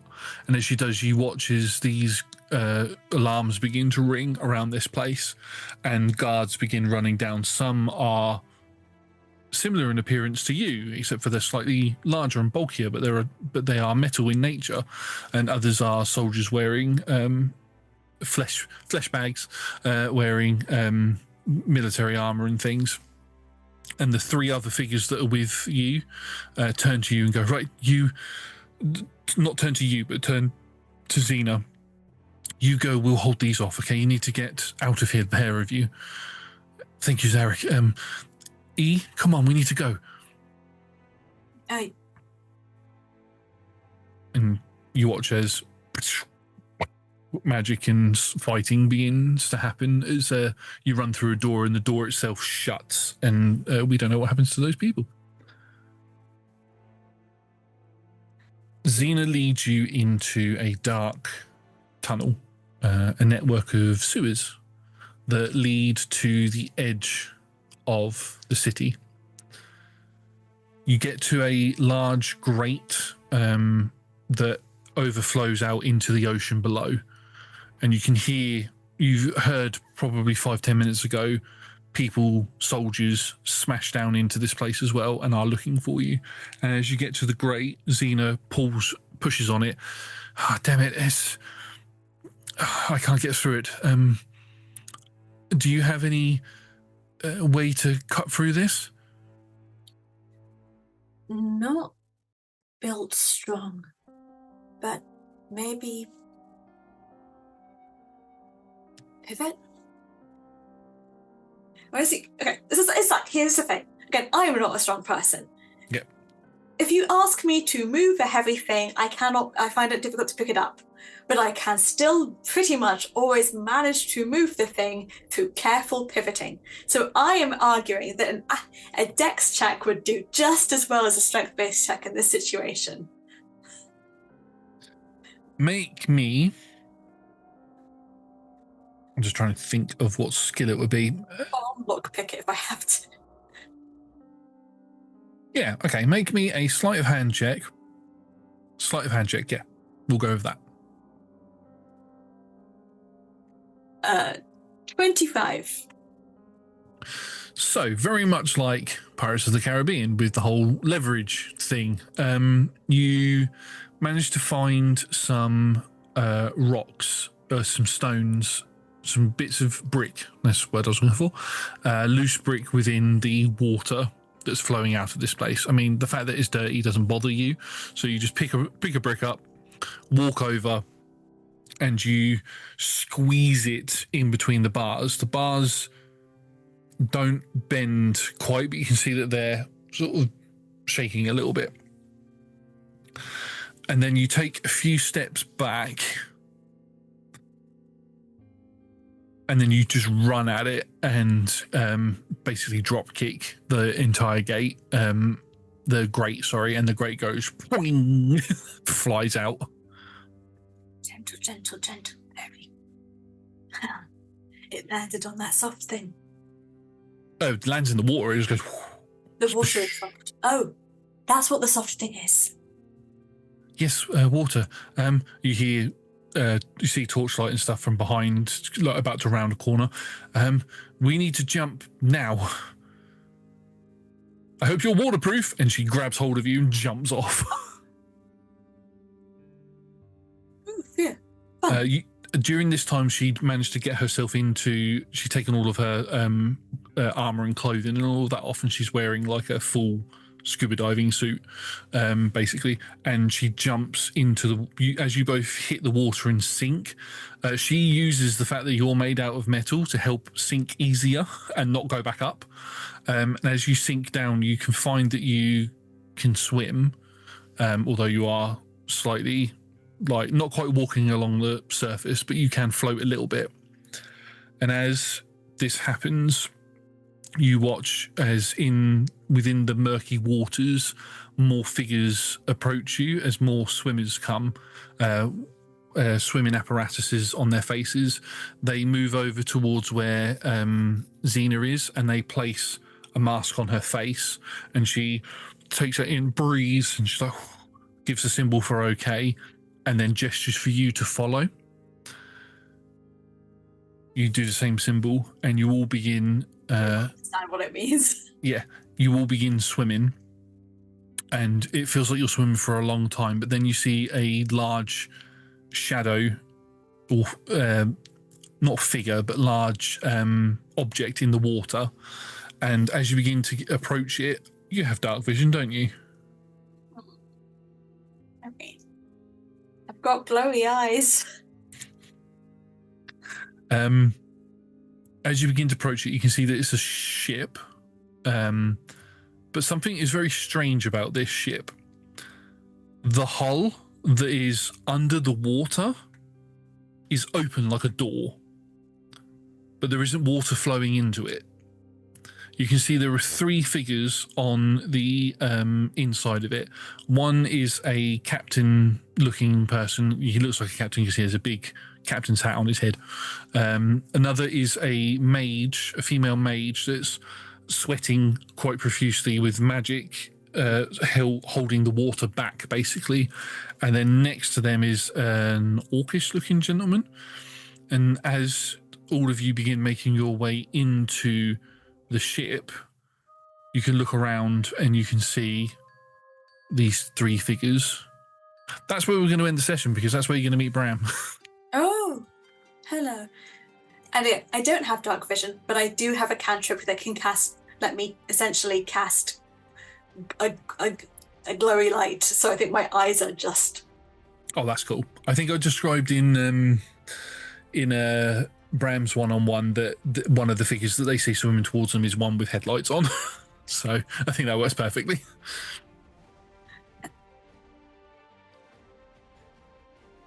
Can't talk to them. I didn't make that connection, and 2 of them.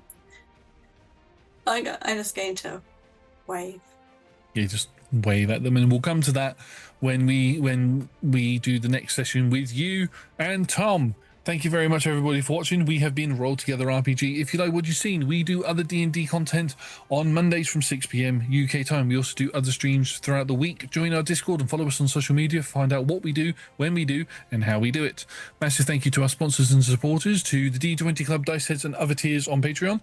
They are fantastic. They are the best. You can join them for as little as 1 of your local currency per month, or 1 goat, which must be sent to Roll Together HQ for the kobolds to ride around the office, by following the links in chat and in the description below.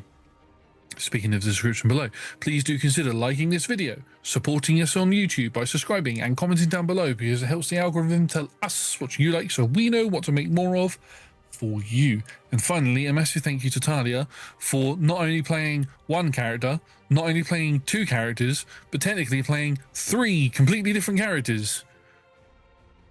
Thank you for that. And for taking a lot of the pressure off of me as a DM by role-playing as 2 of them at the same time. Anyway, we're going to go, and we will see you all next time.